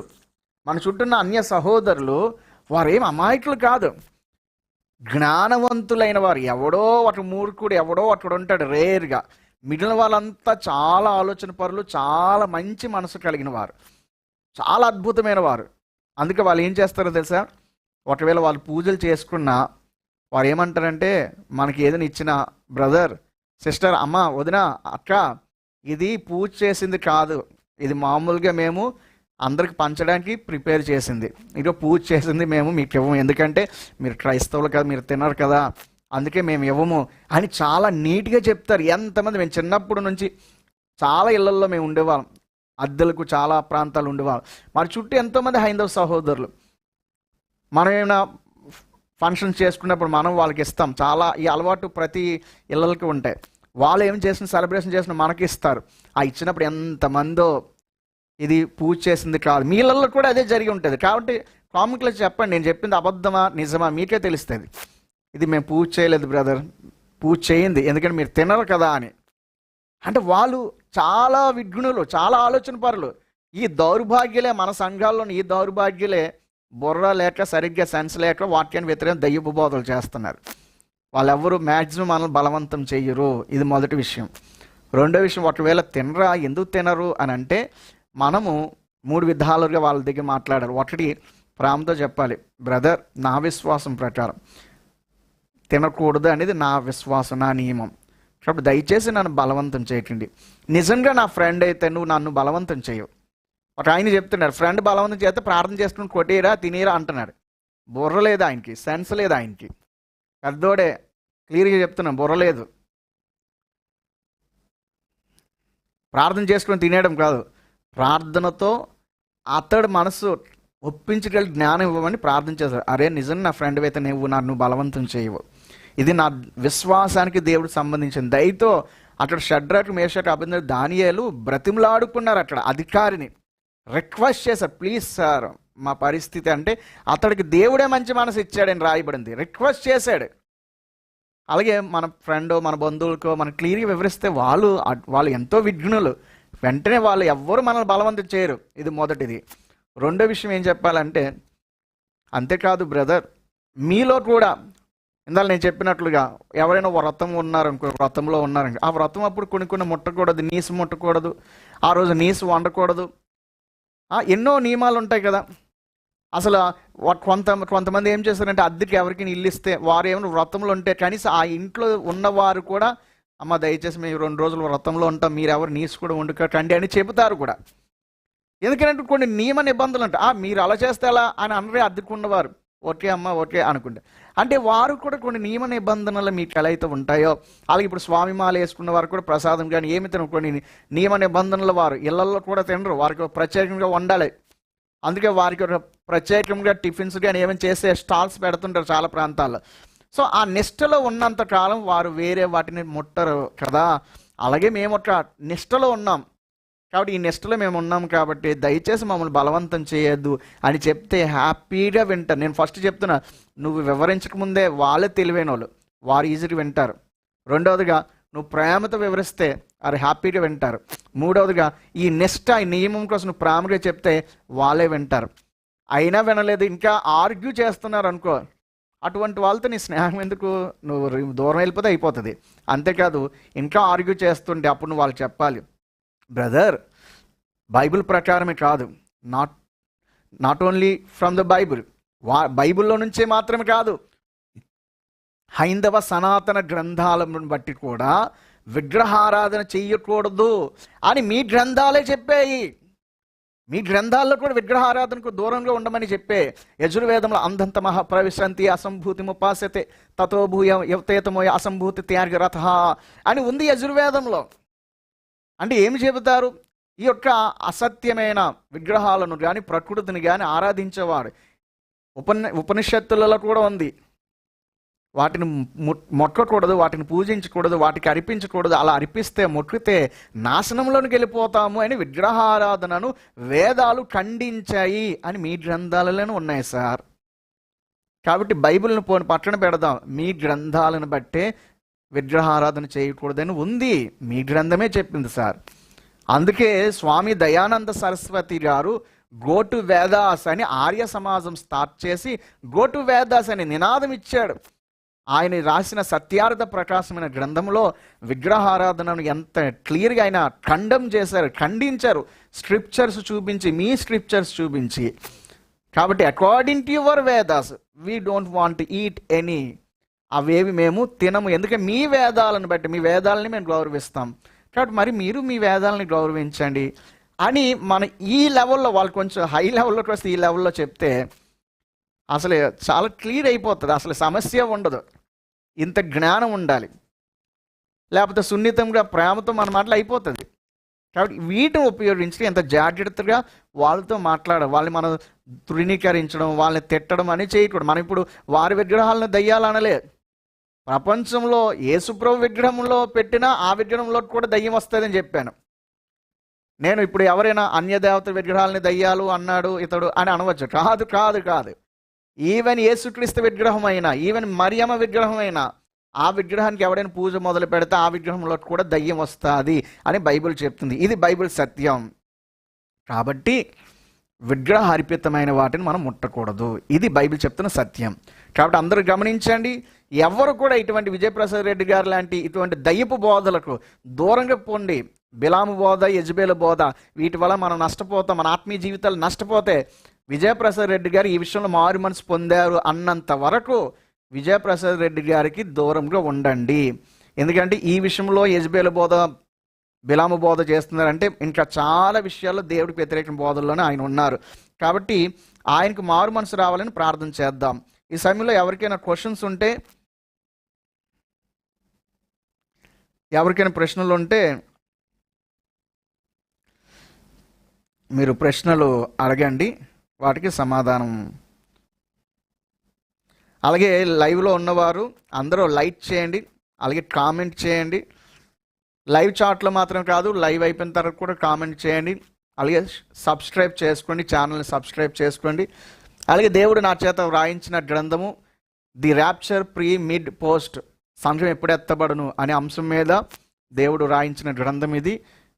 క్రీస్తు సంఘము 7 ఏళ్ల శ్రమల కాలంలో ఉంటుందా, శ్రమల కాలం మధ్యలో ఎత్తబడుతుందా, శ్రమల కాలము చివరిలో ఎత్తబడుతుందా, శ్రమల కాలానికి ముందే వెళ్ళిపోతుందా అనే అంశాల మీద అద్భుతమైన వాక్య ఆధారాలతో, లేఖనాధారాలతో, ఒక్క సొంత వ్యాఖ్యానం కాదు, ప్రతిదీ లేఖనాలు చూపిస్తూ అద్భుతమైన వివరణ పరిశుద్ధాత్మ దేవుడే రాయడానికి కృప చూపారు. కాబట్టి ఈ గ్రంథాన్ని మీరు ఆర్డర్ చేసుకోండి. ఆఫీస్ నెంబర్కి రేపు కాల్ చేయండి, లిఫ్ట్ చేస్తారు. ఈ బుక్ను మీరు ఆర్డర్ చేసుకోండి. ఇది చదవడం వలన అనేక సత్యాలు మీరు తెలుసుకుంటారు.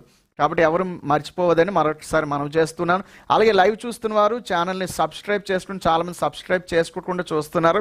సబ్స్క్రైబ్ చేసుకొని బెల్ ఐకాన్ ప్రెస్ చేయడం వలన మేము పెట్టిన ప్రతి వీడియో మీకు నోటిఫై అవుతుంది అన్న విషయం మీకు తెలుసు. కాబట్టి అందరూ సబ్స్క్రైబ్ చేసుకుని మనం చేస్తున్నాను. ఈ సమయంలో if you have any doubts on this topic you can freely, మీరు స్వేచ్ఛగా అడగవచ్చు.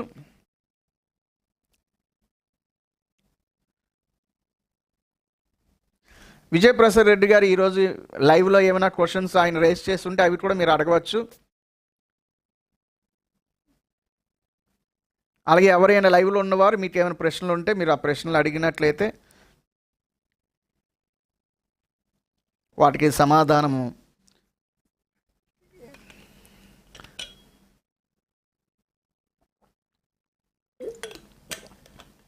గమనించండి. మన ఏ మతమును కానీ, ఏ గ్రంథమును కానీ, ఇతర విశ్వాసాలను ఎవరిని మనం తృణీకరించకూడదు, కించపరచకూడదు, ద్వేషించకూడదు. మన విశ్వాసం ఏముందో అది మనం మట్టుకు మనం చెబుతున్నాం. సో వాళ్ళని గౌరవించే మాట్లాడాలి.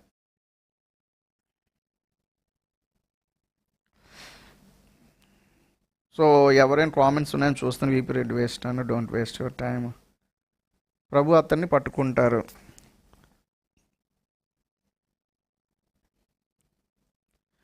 కింగ్ మేకర్ అన్న డౌట్స్ అడగొచ్చా? యా, డౌట్స్ అడగమంటున్నాను. రామకృష్ణ తనకు స్మాల్ డౌట్ బ్రదర్, ఇంకో చోట డి మాధవి అని ఒక సహోదరు, స్మాల్ డౌట్ బ్రదర్, ఇంకో చోట లోపలికి పోయేది మనిషిని అపవిత్రపరచదు కానీ వెలుపలికి వచ్చేది అపవిత్రము అన్నారు కదా, ఎక్స్ప్లెయిన్ ప్లీజ్. అంటే యేసుప్రభువు వారు మత్తయి సువార్తలో మార్కులో అంటారు, లోపలికి వెళ్ళేది ఏది కూడా మనుషుల్ని అపవిత్రపరచదు, కాబట్టి లోపలికి వెళ్ళేది మళ్ళీ బహిర్భూమిలోకి వెళ్ళిపోతుంది, కాబట్టి లోపల నుంచి బయటకు వచ్చేవే మనుషులను అపవిత్రపరుస్తుంది అన్నారు. అక్కడ కాంటెక్స్ట్ ఏంటి, అక్కడ ప్రభు ఏ విషయాన్ని మాట్లాడుతున్నారంటే, శిష్యులు చేతులు కడుక్కోకుండా వారు భోజనాలు చేసేస్తే పరిచయాలు వచ్చి అది పారంపర్య ఆచారం కదా, చేతులు కడుక్కోకుండా భోజనం చేయకూడదు, కానీ వారు పాపం చేశారని చాలా సీరియస్ అయిపోతుంటే అప్పుడు ప్రభు చెప్తారు, ఇలా తినే వాటి వలన అపవిత్రత అవ్వదు అని చెప్పి అది బహిర్భూమిలోకి వెళ్ళిపోతే ఇది పెద్ద మ్యాటర్ కాదు, లోపల హృదయంలో నుంచి బయటకు వచ్చే దాని మీద ఫోకస్ పెట్టాలి అని ప్రభు చెప్పారు. అక్కడ చేతులు కడుక్కోకుండా తినడం కోసం ప్రభు మాట్లాడారు, అలా తింటే అపవిత్రత రాదు అన్న విషయం చెప్పారు. ఇప్పుడు ఏది లోపలికి వెళ్ళినా అపవిత్రత రాదు అనేదే ప్రభు ఉద్దేశం అయితే అసలు త్రాగుడు తాగద్దు అని ఎందుకు చెప్పడం, ఇంకా బోల్డ్ ఉన్నట్టు అపవిత్రమైన ఆహారాలు అపవిత్రమైన విషయాలు అవేవి ఎందుకు తినకూడదు, అలా అయితే మనం మద్యం తాగివచ్చు, గంజాయి వేసుకోవచ్చు, ఇంకా ఇవన్నీ వేసుకోవచ్చు కదా. కాబట్టి దానిని అక్కడ కాంటెస్ట్ చూసుకోవాలి. పైగా పౌలే ఇక్కడ చెప్తున్నారు, విగ్రహరిపితమైన మాత్రం అన్నీ తినొచ్చు అన్నాడు కానీ విగ్రహరిపితం తినద్దు అన్నాడు. రెండు లేఖనాలను మనం చూసుకోవాలి. అందుకే నేను ఎప్పుడు ఏం చెప్తానంటే వాక్య సారాంశం సత్యం, ఏదో ఒక్క వచనం బట్టి మనం సిద్ధాంతం చేయకూడదు. అక్కడ మత్తయిలో చెప్పాడు కదా లోపలికి వెళ్ళింది అపవిత్రం చేయదని చెప్పాడు కాబట్టి ఆ ఒక్క వచనం పట్టుకుని సిద్ధాంతం చేయకూడదు.